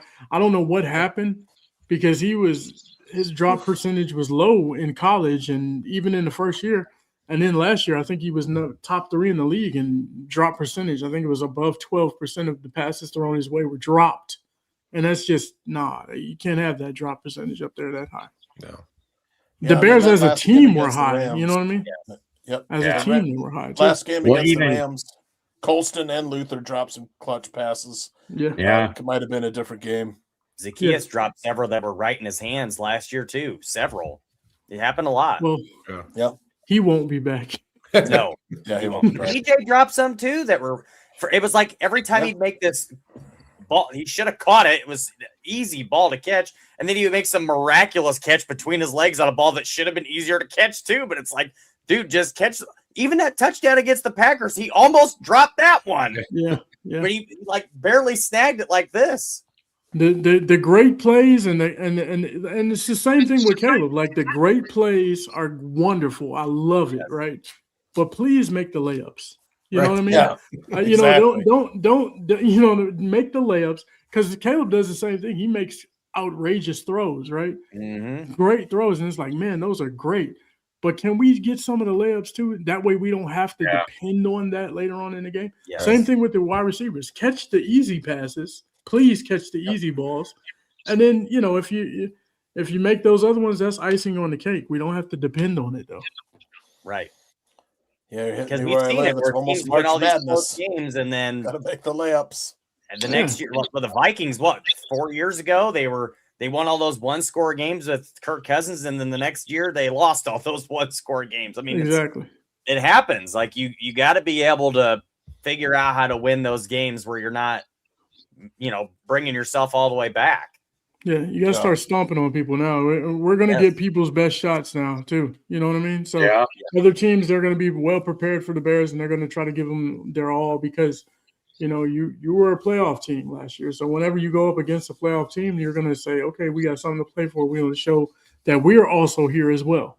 So the Bears are going to get different shots from different teams this year, and they got to be more prepared for that. I think Ben, a lot of it is going to hinge on what he's able to do too.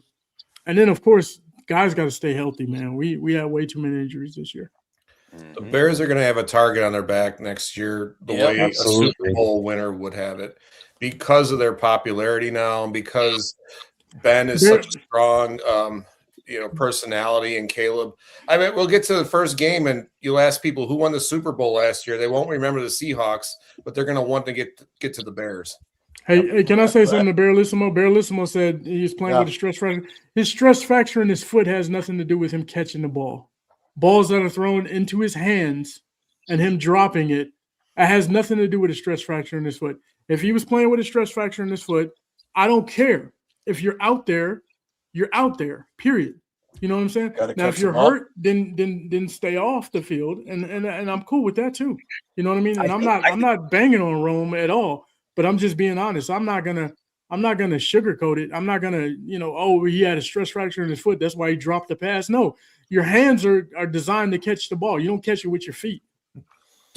I think the injury had to do with his target share. It didn't have a lot to do with him dropping the ball. I agree with you 100%. I don't think the injury had anything to do with those drops. Or there were plays like Caleb. I remember one, Rome was running towards the boundary, and Caleb threw it right in his breadbasket as he was diving. In his arms, and he just dropped it. It was in his hands. That had nothing to do with the injury. I 100% agree with you there. The only argument I can make to that is the fact that he's concentrating and focusing maybe on the pain and more so than the catch at times. And that, again, maybe he shouldn't be playing then in that scenario. So there are several games last year where I think they rushed him back where he probably shouldn't have been playing anyways. But yes, I mean that's the thing is, again, it's a matter of probably shouldn't have played more so than been dealing with that in the first place. And it don't help that your dad's out there campaigning fully healthy. Next year will he be fully healthy? He should be. It doesn't help that his father is out there campaigning and bashing the team and coaches and whoever else he can at any given time because his son's not getting 10 targets a game. When Caleb, let's be honest, Caleb force feeds Rome quite often. I've moved on from Adunze. I'm a Rome Adunze. I've been a Luther Burden guy now. Burden, right? Kind of looks like Luther Burden too. Like Fitz said, all of these teams are studying how they can beat Caleb Williams. Fitz. Well, I hope they're studying long and hard. He's just gonna get better, and was it pray for the league? Yeah. Pray for the league. We are playing the Seahawks next year. Let's go. In Seattle. I like that. The Patriots too. We're playing both Super Bowl teams. Buffalo. I mean, we got some good games in there, their new stadium. The Buccaneers are always tough. The Jaguars are on the rise. We got the Eagles, a rematch with the Eagles, man. After we jumped them last year, Danikin. You got to be home. We from what I hear, we might not have to face Saquon because they're thinking about trading him. Yeah, they're entertaining calls for Saquon right now. Some of these teams, I forget which ones they are, but the Bears are one team. I forget who the others are. I think it's the Eagles and the Falcons that have marketing rights in Spain, in Madrid, right? So it could. The NFL hasn't announced which teams we play. So it's possible the Bears could be going to Spain, a little Europe trip. Yes. A little European vacation. I hate those games. They're early. I don't like it either. The players don't like it either. I don't know any of the players that really like going over. The players always get screwed. They don't like Thursday night games. They don't like these over, and they just keep making more of them. Yeah. You know, I mean, they had a Wednesday night game this year, didn't they? They had a Wednesday night in London. Was it a Christmas Eve? What was we had a Christmas Eve game. We have a Christmas Eve. Christmas Day game. We had a Friday game. Remember? The Bears did. Yeah, we had the Black Friday game against the Black Eagles Friday last against year. the Eagles. Yep. And I don't like those games either because usually in those games, even Thursday night games, it seems like one team comes out here they're really flat, they're really bad, and the other team is like okay, and they end up running away with it or whatever. It's like the second game of a doubleheader in baseball. Like you got one team, they're going to throw out, some meatball pitcher out there and their bench people. And they're the worst games. I don't think there was one good Thursday night game this past season. They were actually pretty good. Pretty bad this year. Yeah. Were they? Yeah. But it just whatever the players don't like ends up happening. So it's just Tuesday games are coming soon too. They're already talking about it. No day is secret anymore. That's crazy. The Jaguars are playing 2 games in London. The Bears have the Jaguars on the schedule. I think the Jags always play 2 in London every year. I think they have a deal with one. And if I was a Jacksonville fan, I'd be kind of, you know what I mean? Like, what if you're a season ticket holder for that? You know what I mean? 2 of my games have to be over there. Like, come on. They just need to move. I'm wondering when my team's moving. That's where their direction they're going anyway. Just move to London, and then it's over. Yeah. The Bears had 9 road games last year. This year they'll have 9 home games. Mm-hmm. Because that road schedule looks pretty brutal. I'm glad they have 9 home games this year. Yeah, we didn't get Tim wasn't here last week. We didn't get Tim's thoughts on the stadium. Now, the Bears thinking of perhaps building a stadium in Northwest Indiana. To me, I talked about how the Bears are in search of their very own stadium. They've never owned a stadium. They've rented a stadium. Hell, we played 1 game in Champaign, Danikin. We're nomads. Nomads. The Bears have been nomads for years. Even Northwest Indiana Stadium, they'll be renting for 31 years or 35 years, and then they can buy the stadium for $1. They bought the Arlington Park property to have a home of their own. Which is why I would like to see the Bears, set up shop there and have a dome stadium and host a Super Bowl and host a Final Four, host a lot of other things, and finally get some profit from the concessions, and then invest back in the teams and the fans. Maybe make the tickets a little bit more affordable for average people like me. Thoughts on Northwest Indiana, Tim? Well, first I'll say obviously I think best case scenario would be to be in Arlington Heights, but I honestly, I think if you had to ask me percentage wise between the 3 location sites, if they stay downtown, Arlington Heights, or Indiana, I would say it's a 0% chance they're going downtown. It's almost 0. It's not going to happen. I'd say maybe 25% Arlington Heights, and I think it's about 75% that go to Indiana now. And to me, I kind of am on the same thought process as Greg. Now, I live in Indiana, so I can personally tell you that politically, There's no chance on earth I would ever want to live in Illinois because they do things so stupidly there. They made this so much more difficult than it needed to be. Yep. And they've just dragged their feet and dragged their feet and dragged their feet. And they wonder why now the Bears want to go to Indiana. Originally, I think it probably was just a leveraging for Illinois. And now I think it's just too good of a deal to pass up. Why would you pass that up? You have zero property taxes. You're renting to own a stadium that you're still going to profit everything off of. It's not like they're renting the stadium and then Indiana's making the profit off of this bill. No, the Bears are going to make the profit still and renting the property and then buying it for almost nothing after the lease is done. It's a no-brainer. Indiana's going to pay for the infrastructure. Yep. To me, it's a no-brainer to move 17 miles across state lines. They're honestly closer to Illinois. They're closer there than Arlington Heights. They're closer to downtown than Arlington Heights than they are. Yeah, they're further from Hallis Hall, but they're closer to downtown Chicago than they are Arlington Heights. Yeah. To me, it's just a no-brainer at this point. I think it's much more likely that they end up in Indiana now than they end up in Illinois. And kudos to Indiana for making the deal. I kind of think that they're kind of hurting Indiana a little bit by making the deal. Indiana, as I should say, by the deal that they gave. But at the same time, like Illinois should have done something when they had the chance, and they continue to push it back. Even after this deal was struck with Indiana, they still decided that they were going to. Last week, the main purpose of that legislative meeting was to talk about the big budget bill with the stadium, and they postponed it again. Like, you know what? That's your own fault. You're going to lose it because you're dragging your feet and your governor is an idiot. Like, that's what it comes down to. Yeah. And I don't think it's that big of a deal, Flowery. Like it's not that big of a deal, in my opinion. You look at some of the teams, like even Atlanta, like I was going to say Atlanta or Dallas. Dallas, their headquarters are in Frisco, Texas. The stadium's in Arlington. Atlanta, you got the stadium in downtown Atlanta.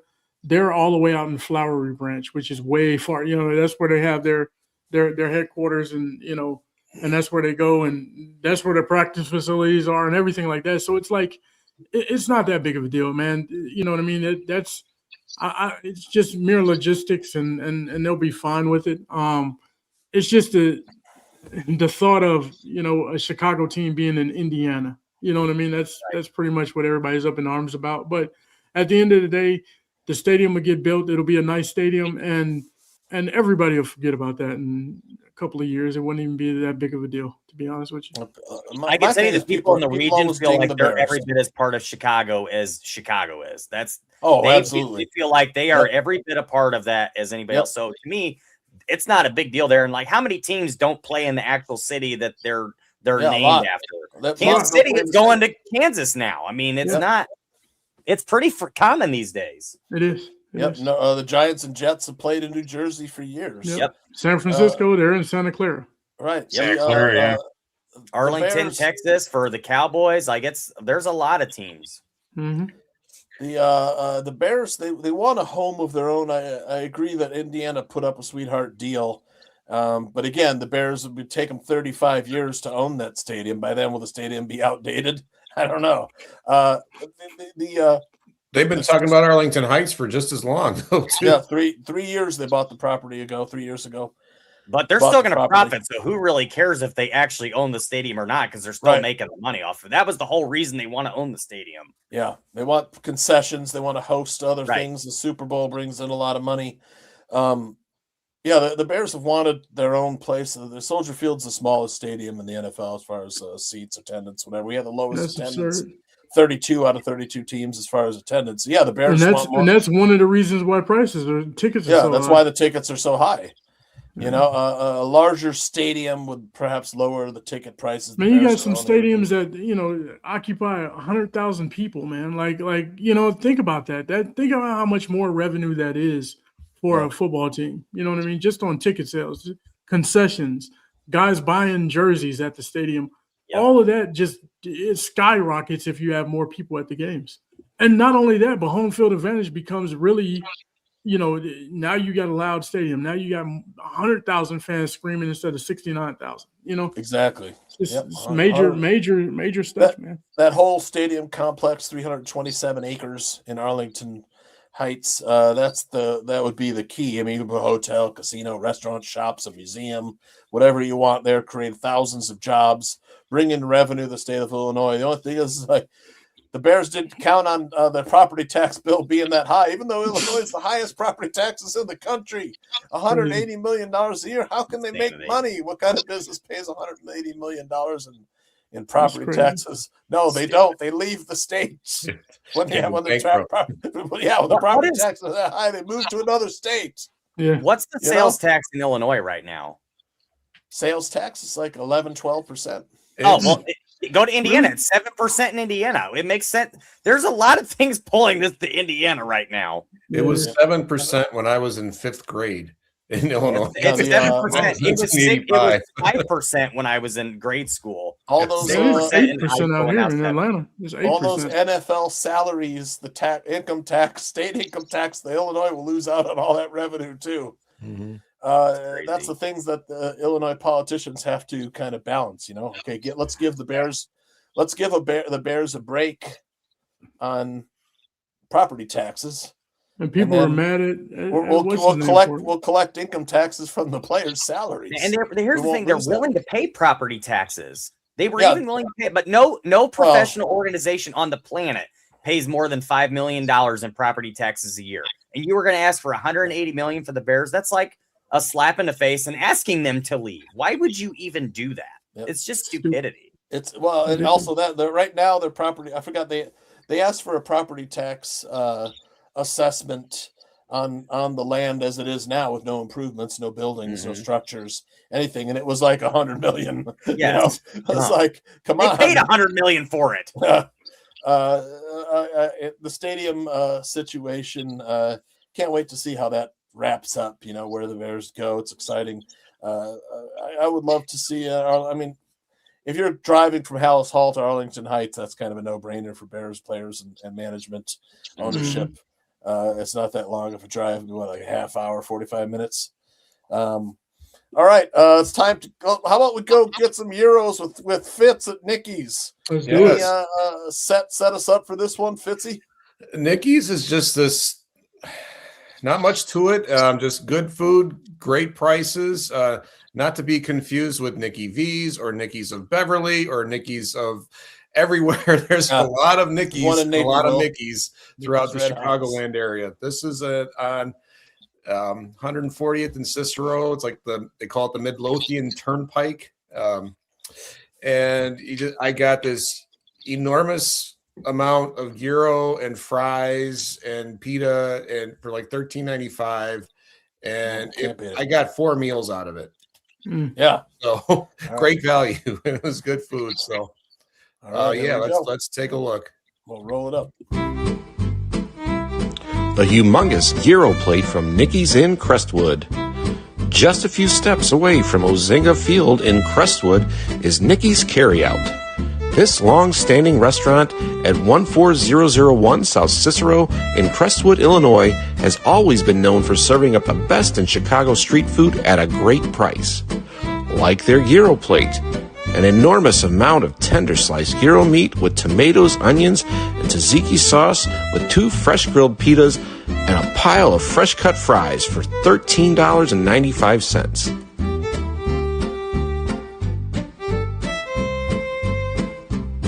This makes for a couple of delicious sandwiches with the fries and plenty left over. And don't forget the pizza puff. Nikki's, for its taste, quality, and value, gets a 325 on the Fitzometer. That's Nikki's Carryout at 14001 South Cicero in Crestwood, Illinois. Where should I eat next? Comment in the replies, #FitzMagicEats, and check out all of my reviews on my YouTube channel at FitzMagicShy. Man, I was imagining myself taking a bite of that gyro right there, and I'm like, God damn it, I really want a gyro right now. Man, somebody in the comments asked me why I didn't just say 140th and Cicero. Well, it was for the fact that there are so many places called Nikki's around the area. It's like, I just wanted, if people aren't familiar with it, They know exactly what to put into Google Maps, so they know exactly where they're going. But yeah, it's just it's a great spot, and the reaction's been really phenomenal. I just put it out this afternoon, and just the people reacting to it. Just everybody talks about the value of Nikki's. You can get 3 hot dogs and fries for $8.95. Where can you beat that? Wow. The fries look really good too. Yeah, fresh cut. They're people say they're soggy. Well, fresh cut usually are a little soggy. Yeah.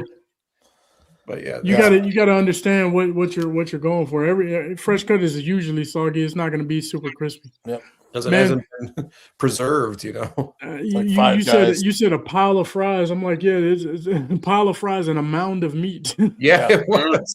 I had to dig through it to find them. Like, I know there's fries here. They're in there somewhere. Willis brothers like Euro? You guys like Euros, Willis? Oh yeah, I love them.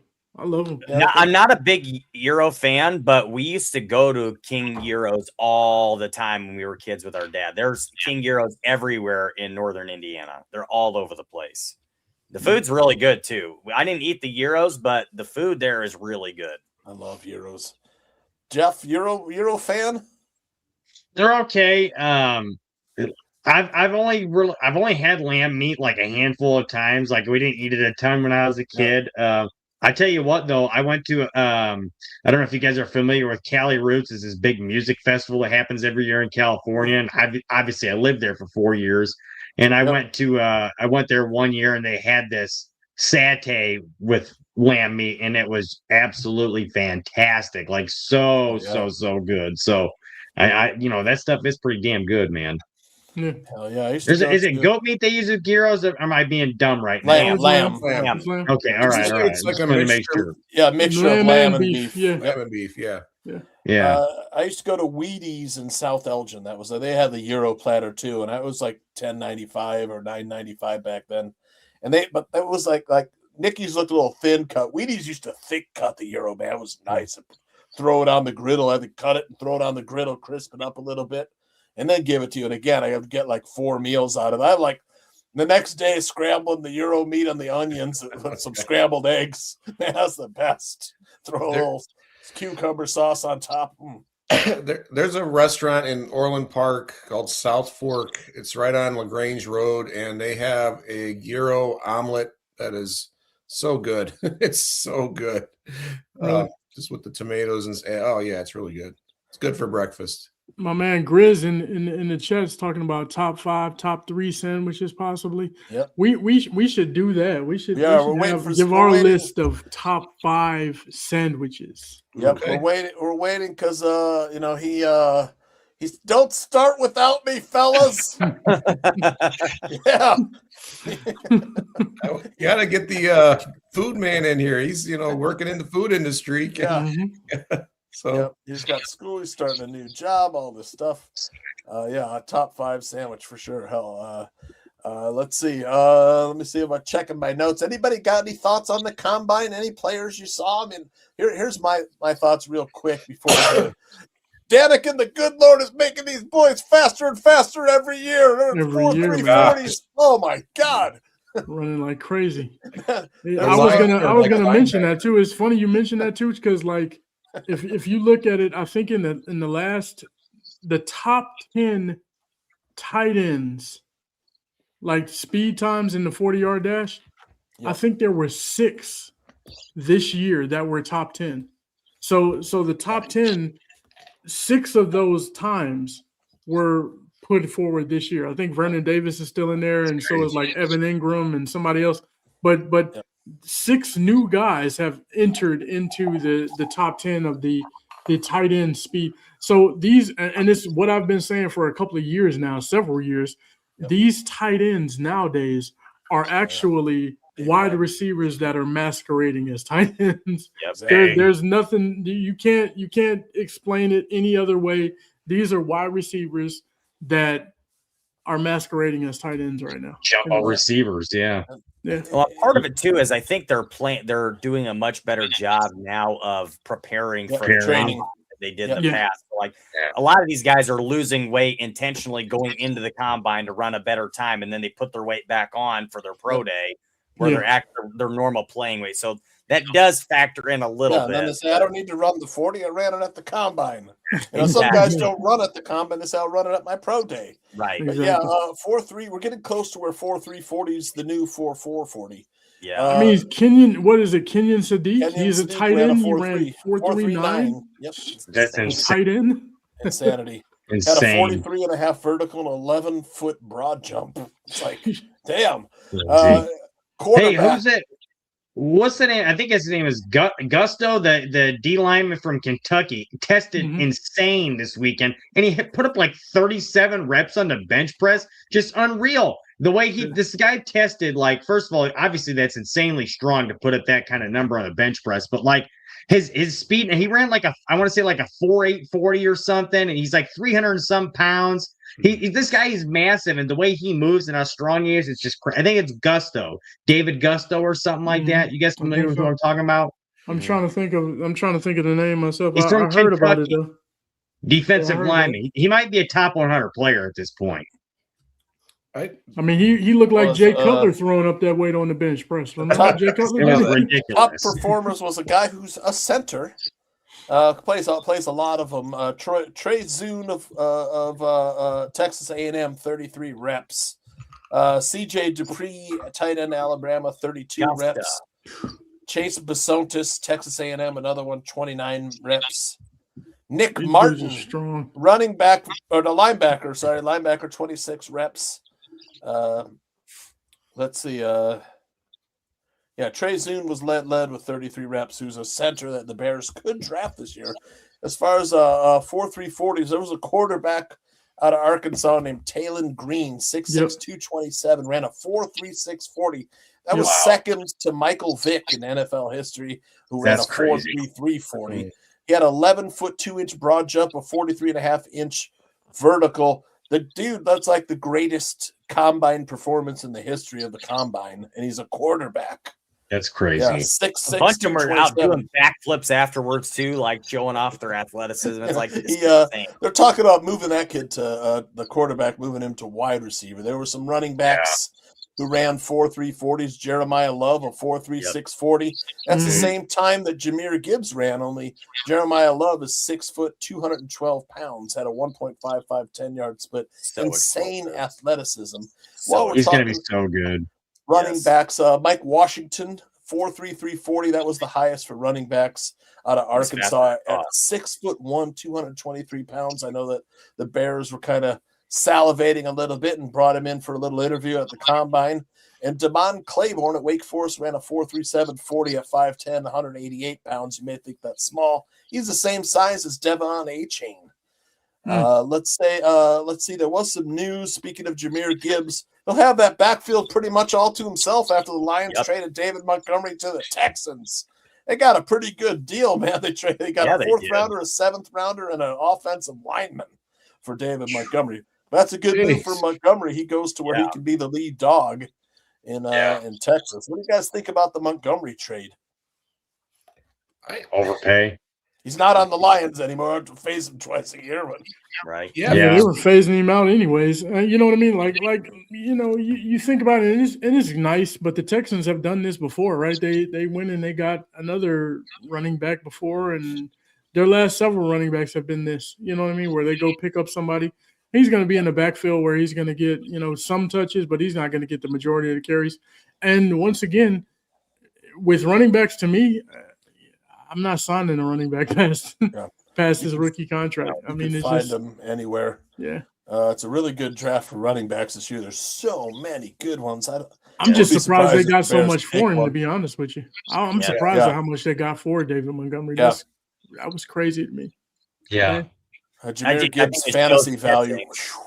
But you know what? This is you might see more teams doing stuff like this, because all the Texans did was say, you know what, hey, we'll give away some draft picks so we don't have to hold that much money aside. You know what I mean? Yeah. And I'm telling you, that's a thing nowadays. That's going to be a thing moving forward, where guys will trade, draft picks to get some players. They may give up some draft picks just so that they don't have to set aside so much money. They can use more money in free agency or re-upping guys that they already have on the roster, and they'll just use those guys. Like I said, if the Bears wanted to get Tyler Linderbaum, I believe that they have a pathway to do it.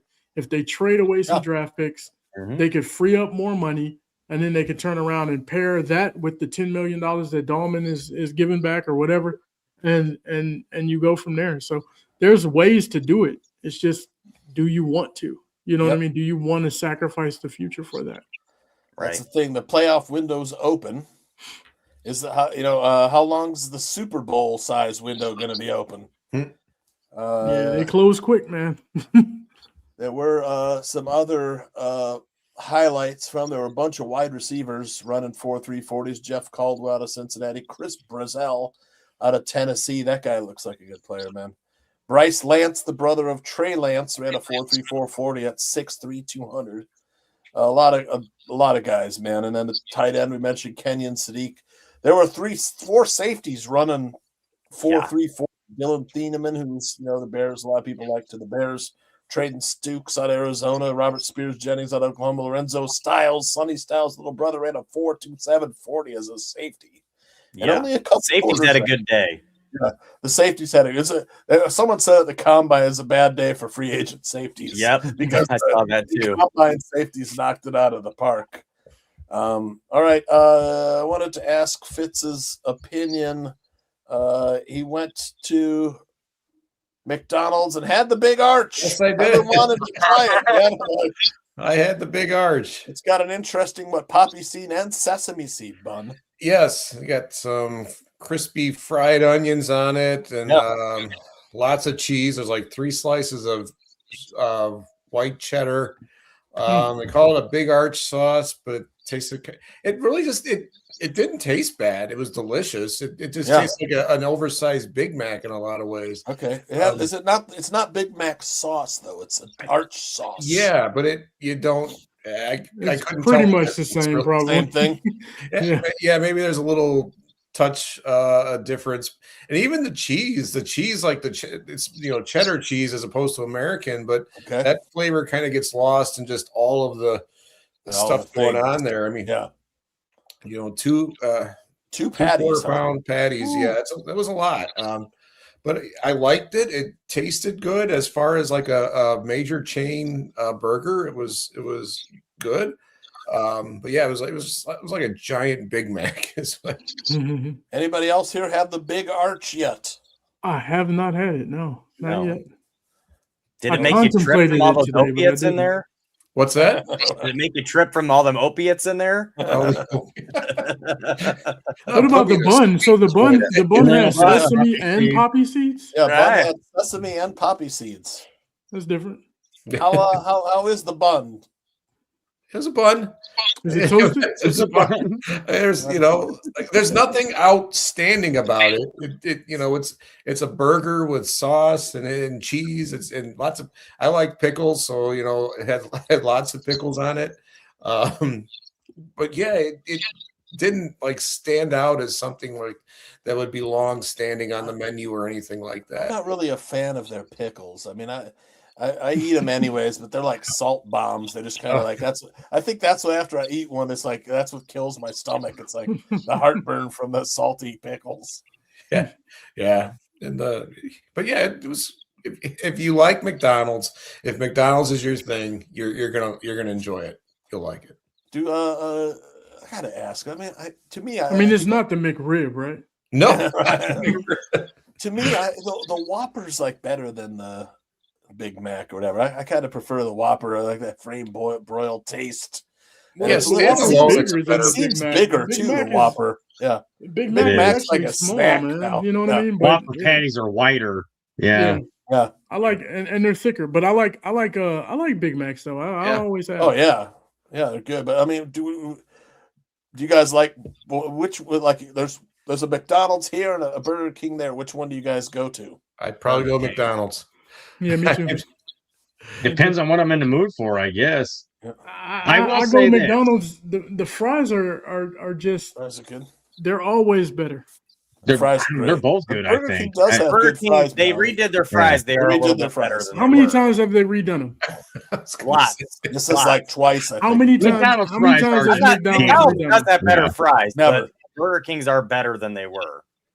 Yeah, they're better. I than will they were. say Yeah, this, I like agree. as far as like chicken, like if you're gonna go and get some kind of chicken, like chicken nuggets or something, or probably a better at Burger King. I will not eat McDonald's chicken nuggets, but I do like the McChickens. McChickens are damn good. So I do Burger King's enjoy better. those once in a while. McDonald's does have a good crispy chicken sandwich now. Oh, yeah. That's pretty With good. hot honey. I had that one. That was all right.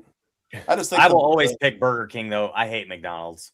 Burgers. I won't even. Ever since, I'll tell you guys a quick story. When my oldest was born, I had a double quarter pounder maybe, and I used to get them all the time. And I had one. I got so sick, and I almost missed the birth of my child. And I haven't had a McDonald's hamburger ever since. And that was almost 15 years ago. Burger King has onion rings. I know they're not that good, but I mean, McDonald's needs to get onion rings. They used to have onion nuggets. Did they? Remember that? They like onion nuggets. There's cheesy bacon tots that my 7-year-old likes. My kids had CCD tonight, and after CCD, my 7-year-old Camilla, she says, we had the body of bread. She said, you talk about the communion. I had the body of bread. I had 3 of them, Dad. I said, it's not a fucking buffet. Camilla. I didn't curse, but I said it's not a buffet. Oh God, that's hilarious. Tonight, hilarious. I had the body of bread. I had 3 of them, Dad. I was like, how'd you get 3? I was like, no, it's not a buffet. Palming them. I love McDonald's double cheeseburgers, though. I love them. Oh, me too. Me too, Fitz. They're like $2 or something, $3 or something. You can just drive through, grab them. I'll tell you, there is a good McDonald's hack though for like. It's like $21.95 or $22.95, something like that. You can get 2 quarter pounders, 20 McNuggets, like 2 large fries, and 2 large drinks. That's like the hack for my family. We go in there and do that, and then supplement with whatever else. On the app, they have it. It's like called shareables. Shareables, yep. Yeah, Shareables. Yep. The family. I do love me a Shamrock Shake from McDonald's. I haven't had one in years. Oh, did you get one of those? I've had 4 already this year. But they just built a McDonald's literally down the street from my house, so it's like really easy to go in and out of there. Oh yeah, I've had a bunch. And this one, the shake machine is not down like they are at all the other ones. Every time I went to last year, I went to the same McDonald's probably 15 times after work. To get a Shamrock Shake, and every single time, didn't matter what time I went there, it was down. I'm like, is your shake machine actually down, or do you just hate me? Because this is happening every day. I think I got to do that Shamrock Shake tomorrow. I haven't had one in a while. Are they back now? Yeah, they're back. I'm a little bit disappointed if Fitz didn't get one today. I had to pick between. I couldn't have both a Big Arch and a Shamrock Shake. You could. I all the time. Yeah, I have to go extra on the treadmill next time. Shamrock Shake has been around since I was a kid. Yeah, they've been around for. I've had Shamrock Shakes ever since I was little, and I used to eat McRibs every year too. It was like every year I would wait for the McRib and for the Shamrock Shake, and I haven't had a McRib in years. Yeah, my wife and I go and get one McRib every year when it comes. They're not the same. They're like real spongy now. I don't know. I don't like them anymore. What do you remember them being? Well, that's probably true. But I was a kid. I grew up eating them, and I probably haven't had one in 10 years. But I just feel like they are different now than they were when I was a kid. Nothing beats a McRib and a Dr. Pepper. That's like perfect combination. I had the Coke Zero Cherry Float. Cherry Float, yeah. I work for Coca-Cola. Really good, man. Yeah. For my wife and I were both like, damn, this is really good. It tastes like a cherry Coke and vanilla ice cream. Like a cherry float. Ice cream. Yeah. Cherry Coke and vanilla float. I haven't seen it out here anywhere. Coke, it's new. We just Coke brought flavor, it out. just came out. That's interesting too, because Coke is like, headquarters here, right? In is. Atlanta. Yeah, you're right there. I need to look into that a little bit. Cherry Float. Yeah, they have regular and Coke Zero. Yep. Okay. Yeah. All right. About 8 minutes left before we head out of here. For 500 people watching us around the world. Pop culture. Yeah, exactly. I saw a movie called The Cut, which I think is on HBO. I think it's on HBO. It's a sports movie. It's a boxing movie, and it's wild, man. It's Orlando Bloom is the star, and John Turturro's like a crazy ass trainer. He's trying to make weight for this fight in Vegas. He was an ex-champ, and he's been out of it for a while. He wants to make a comeback, compete for a belt. And he's got to get from like 176 to 154, man, in like 2 weeks. It's just grueling, man. You got to see it. His trainer it's like his wife or something, played by Catriona Balfe, who was the Claire in Outlander. If you ever seen the TV show Outlander, great show. Okay. Claire, she plays the wife of Jamie in Outlander.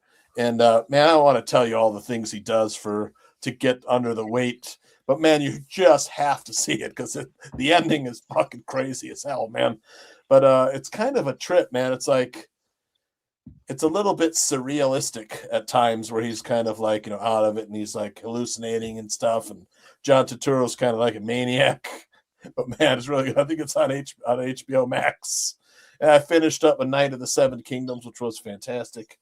Is that done now? I was waiting to. There were only 6 episodes. Yeah, I'll go watch it now. Then I was waiting until they had them all out because I like to binge watch. Yep, it was a really great series, man. Looking forward to the rest. I think next year's Henry Cavill is in next season.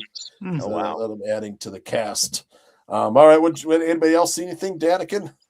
I haven't seen anything new. But I just wanted to talk about one of my favorite movies, one movie that I really love that I've always enjoyed, and that is the movie The Fugitive. And it was actually that made me think about it. I was flipping through when I was kind of getting ready to come on here, and it was on AMC. Always on AMC. So I almost skipped the show today because I started watching it, but I said, "No, let me go." Watch it tomorrow on AMC. Yeah. Let me go get on this thing right quick. But yeah, Fugitive, man, it was a great movie, man. Great movie. I love that movie, and always Chicago. In Cook County. That's where I was born. You know what I mean? In that hospital there. So, yeah, definitely.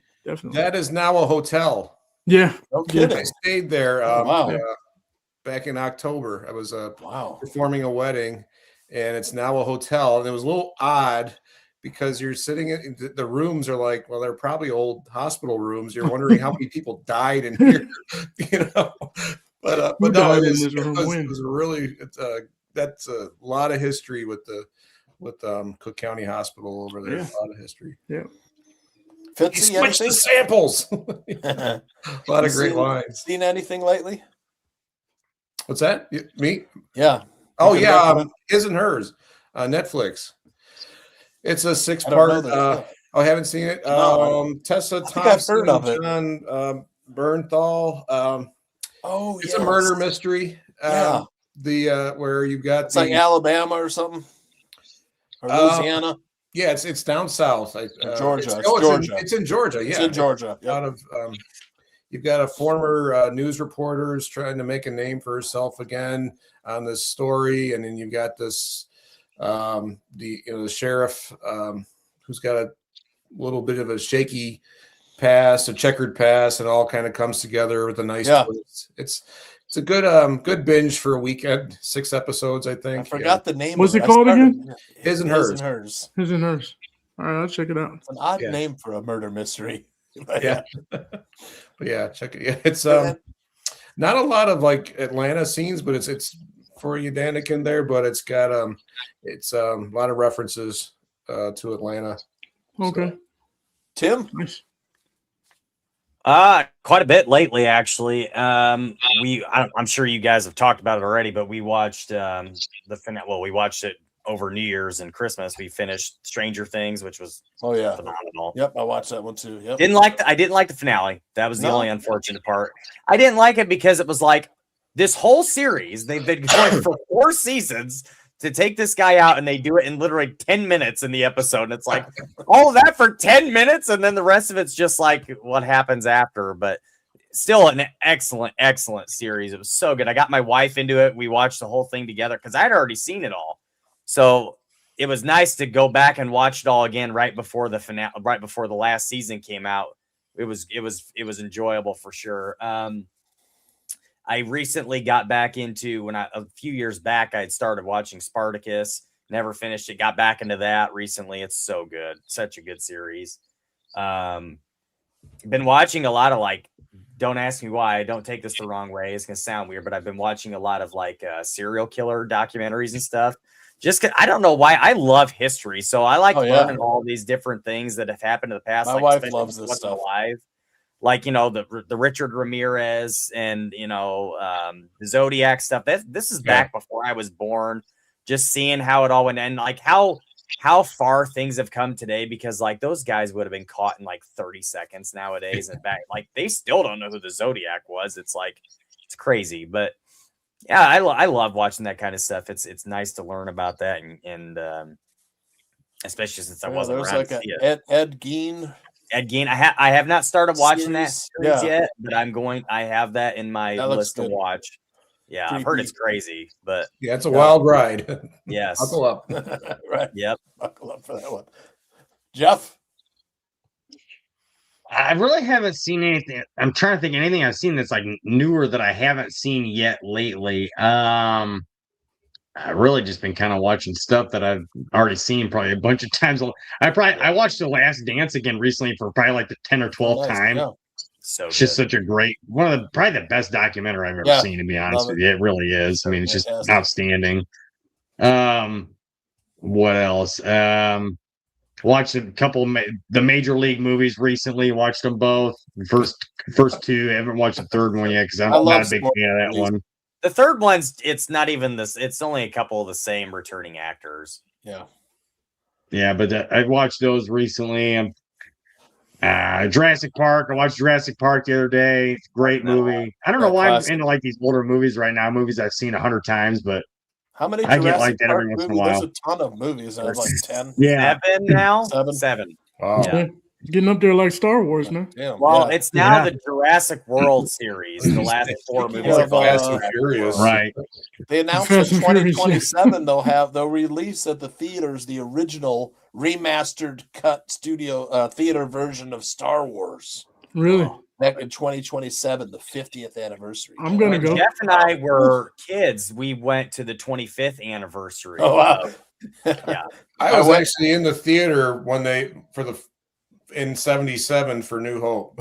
Were you a baby though? You were a baby. Yeah, I was a baby. I've been in the theater for the original release of every Star Wars film. So nice. I was 9 years old when the movie came out, and my friends and I went 9 times. We ride our bikes up to the theaters, man. It was $1 on, I forget which day. You could go to the theater for $1, and we just would keep watching. Man, those were the days, man. Yeah. Dollar theater or the drive-in theaters. Man, I used to love the drive-in dollar theaters. Yeah. I saw the original Clash of the Titans at the drive-in. Really? Wow.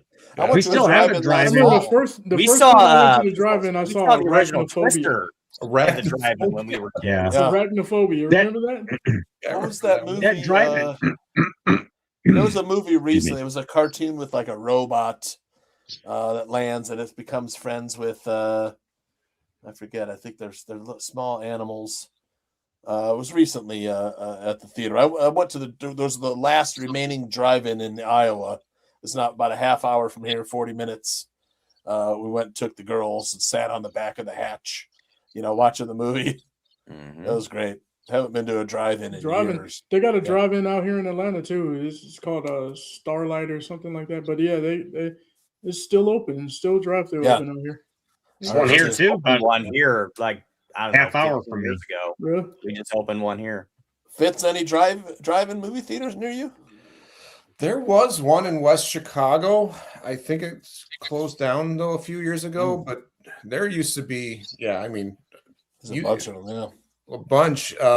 See, I saw the Battlestar Galactica movie, like the intro movie. It was a 2-hour movie that moved into the. That was like 79, I think that came out, something like that. Yeah, I remember when that came out. I was like, man, it's the next Star Wars. It was good, wasn't it? It was good. All right, but yeah, I know some people. You guys were saying, got me thinking about lamb meat. You know, and I grew up eating lamb meat. My dad loved like lamb chops with mint jelly and stuff. That was the best. Lamb chops are good, man. Oh yeah. And then the barbecue McRib got me thinking. Last time I was in Kansas City, I went to Jack Stack's, and the waitress told me. First of all, I went there. My wife was like, "I want to go for Kansas City barbecue." You know, to get the kids. You know, we left the hotel, went to Jack Stack's, and I was like, "Yeah, I heard this place is really good." You know, and I wasn't hungry. I told my wife, "I'm really not that hungry." We walk into the restaurant. I step in there. I was like, I'm hungry. I was like, okay, maybe I am. Man, I was like, I'd ask the waitress. I was like, what should we order? You know, sample place. I'm like, get the lamb ribs. Ribs. It's like lamb ribs, like a rack of lamb ribs. Really? You know, prepared like barbecued ribs and stuff. You know, and man, they're small. They're smaller than like a pork back ribs slab, but man, you get like a personal slab, maybe about like this big, 12 inches, 14 inches of smaller, but it was so freaking good, man. I don't even know if there's any place near you guys where you can get them, but man, lamb ribs. So let me ask you guys, just because he spoke about ribs, I just want to ask this question. Love ribs. So when it comes to ribs, what's your choice there? What do you guys choose? I'm a baby back for the most part. Yep. I smoke them. I don't cook them with sauce. Dry rub. Yeah, my time near Memphis. I lived low and slow. Yeah, I lived near Memphis for 11 years and got into the whole dry rub. I like dry rub too. I like dry rub. I like St. Louis style ribs. I like the baby back. They're cool, but St. Louis. St. Louis. I've had them dry rub a lot of times. I don't know. I have to have my barbecue on them. I love when they have a good barbecue on it. I have the sauce on the side. I love you dip it. I can eat that way too, but I've just had them a few times without any sauce, and it's just not the same. No doubt, Cliff. St. Louis style. And when it's cooked in the sauce, it just gives it that extra.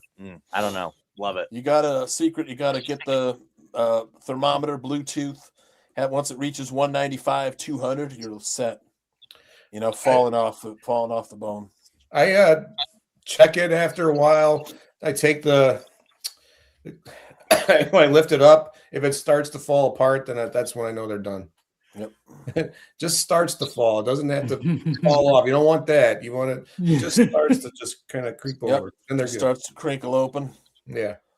Right on. All right, let's go around the horn, get some last thoughts. We'll start with Tim up there, Jeff up there. Jeff. Last thoughts. I don't think there's a whole lot to say other than it was a great show tonight, guys. Good conversation from everybody. Obviously the Drew Dalman stuff was a big surprise, so we had a long spirited debate about that, but I'll say that I appreciate you guys having me on the last couple weeks, having us on tonight again. And I'll definitely be looking forward to seeing you guys on again in the future. Sure. All right, Tim, what do you say? Thanks for coming on too, both you guys.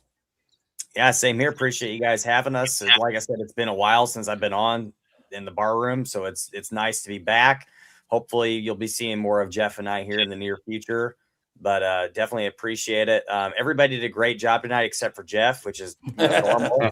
Hey, Tim, I forgot to get your thoughts on last season, like the magic of last season. It was pretty much, in my opinion, it was one of the best Bears seasons of all time. I know we came up a little bit short and stuff, but it's kind of sad when you think about it. Yeah, because it's bittersweet. But it was so much fun with all the comebacks of Caleb and Ben and all of the memes and Jumpman and Iceman and everything. Tell me, just sum it up real quick. How was it for you, the experience? It was better than what we thought it was going to be. I would say definitely for me. I wasn't expecting what happened, especially the first couple of weeks. And then we had that little streak. I thought, hey, this is good. We're doing, I don't think first 2 weeks we're ready to throw in the towel. Right. But after about 6 weeks, it's like, I don't know if we can sustain this come from behind win thing. And it just kept happening. And it's like, Well, I've learned to not doubt them. Like, that's for sure. They're playing hard. They're not gonna quit. Yeah. I viewed it a lot like the 2006 and 2010 teams. Like, it was just such a fun ride. The difference was it was just like, instead of the defense being the dominant piece, it was the offense being the dominant part. Kind of like 2010, where the offense was definitely carrying the defense that year a little bit, but it wasn't like 2018. You kind of got this like false sense of hope, and you kind of just knew like eventually the wheels were going to fall off. Like, it was just, it was not sustainable. But this just feels different, right? Yeah. This just feels different. Like, it feels like this can be something that's going to carry on and continue. And the way it's been built, it's not. You don't feel like we're in a little bit of a cap constraint, but it doesn't feel like it's something that we can't. I still feel like if they want somebody, they can go get them. It's not like we're in big trouble where we have to lose everybody. We have to make all these moves just to be able to be under the cap. Like, they can finagle it however they want to make this work. Yep. I just feel like it's been built so much differently now. We're stronger in the areas that we've always been weak at in the past, especially in the trenches. Defensive line needs some work, obviously, but it's not so bad where I feel like it's like such an impairment that we're in big trouble if we don't address this right now. I just feel like we're in such a better position than what we've been in the past. And we have the ability now, like, we can add a piece or two here and there, and it's going to make all the difference in the world versus like, we're a kicker away, guys. We were never a kicker away. Right. Yeah. It's sustainable, man. Like you said, it's sustainable because you see the difference between there was a lot of stuff that happened and went the Bears' way, of course, this year, but even more so in 2018. And you could see the flaws were so drastic and major that nobody had a real. You didn't like, okay, we're going to be able to duplicate this. You thought that maybe they could, maybe they were on the right path somewhere, but this feels much different. It feels and it looks much different. I mean, it's just from top to bottom. You see a roster being built. You see moves being made that are counter to what we were doing before, where we were just giving away draft picks. And you build through the draft, and that's what he said he was going to do. I think he's done that, and I'm cool with that. I'm cool with what it's done. Oh, yeah. You're going to hit some, you're going to miss some, but at the end of the day, they're building through the draft. This team is young. They got a ton of talent everywhere, and to turn the roster over the way that they have is, I didn't agree with it necessarily how it was done when it was being done, but I'm not mad at it, man. I'm not mad at it. Yep. It sure looks The good. one now. thing I will say too, before we go on real quick, we know what we're doing at quarterback. We know we have our quarterback. We know he's the future and he's the franchise, which we've never had in my entire life, or probably any of your lives either. What Bears fan at this point was alive when we had one? Right. Danikin ever been to Kansas City? I've been through Kansas City. I stopped there before, but I haven't stayed for any extended period of time though. It's really good barbecue there. Fitzy, ever been to Kansas City? Have not. Same thing. I've driven through. Oh, but I've never stopped. Never eaten there. You have to go. Just to do a little barbecue trip. Yes. I know they got good barbecue in other spots too, but Kansas City is really fine barbecue. All right, Fitzy, the Danikin, did you give your last thoughts yet? My last thoughts, man. I just want to, appreciate you guys coming on. Thanks, Jeff and Tim, man. It's nice having you guys stop through. Yep. Fitz, wonderful video of the gyro, whatever you want to call it. You know what I mean? Whatever it is, you say it different ways. But I'm so happy that you got the platter. Because if you had showed up with just a sandwich, I would have been like, man, cut the dude off. No, get him always off the get the plate. You know what I mean? Always get the plate. Always Best get the value. plate. Yeah. Yep. For sure. All right, Fitzy, what do you got? Oh yeah, so next week I think I'm gonna hit an Irish pub for nice St. Patrick's Day. There's plenty of them to choose from in Chicago. Yeah. Got to have a green beer. I've got to find there's green beer potato chips. Oh wow! I've seen that. So I need to pick some of those up this week. I ordered some, dude. Oh, wow. Okay. Yeah, I got to order them from. I'm not Local chips. Yeah. Something that came up today, I didn't even realize it. On Twitter, you get your anniversaries. You've been on it this long. Well, I've been on it 13 years, which sounded crazy, but it started with my editor back in Blytheville who wanted me to get a Twitter account, and just started it with me posting high school baseball scores, and posting little league scores. And then when we moved to Chicago, that's when it sort of switched to the food. And it never occurred to me that I never planned on doing any of this. And I just want to thank everybody who follows me and watches the videos. And I don't know why sometimes, but we're all crazy, but you do. And every once in a while I get reminded that people just really enjoy it, and they get a thanks from somebody for just random things. So I just want to thank everybody who follows me and likes these things and that I do. It's a lot of fun, and I do it because I love it, and just thank you. So yeah, it's I will say we appreciate you, Fitz. For those of us who don't live in Chicago, you give us so many options for whenever we visit of places to try. I hope it's not overload. Like intimidated. Like what? I love food. There's no such thing as overload. I'm planning a trip right to Chicago. Summertime shot. I'll definitely be there. Planning a trip, so a lot of it is a gift and a curse, because it's like, man, I'm gonna go to these places. I'm gonna go to some of these spots that Fitz has gone to, but at the same time, it's a curse because it's like I want it now. Right. Yeah, we don't really have a good. We have Portillo's in Davenport, Iowa, but it's a 2.5-hour drive for me. Jeez. We had a place called Ted's Coney Island. They got gyros and stuff, burgers, and I like Coney Island. Good Chicago stuff. Dogs and Coney Island dog. But yeah, it's not really the same. Fitz's videos are like the perfect length. They're like a minute long. Yeah, it's like the perfect length for people to digest and get hungry. TikTok too, or yes, I'm on TikTok. I'm on Instagram. Got the YouTube channel. YouTube channel has all the reviews. About 80 of them now. Yep, nice, crazy, very nice. Good stuff. I almost watch on X or YouTube. But I don't really. I go on TikTok and Instagram too, but not as much as the other ones. Thanks again to the Willis Twin Towers. Yes, we got tomorrow. No, Friday. Somebody big just died with Mike North and Joe Mandel will be eulogizing Lou Holtz, who passed away. Singing Drew Dalman. That's right. We're not eulogizing Drew Dalman yet. I love Drew Dalman, but he's not in the same conversation as my Lou Holtz. No. Love Lou Holtz. Yep, exactly. Yes. And for Aldo Gandia and all the Barflies, thanks for joining us on a Wednesday night. We'll see you next Wednesday.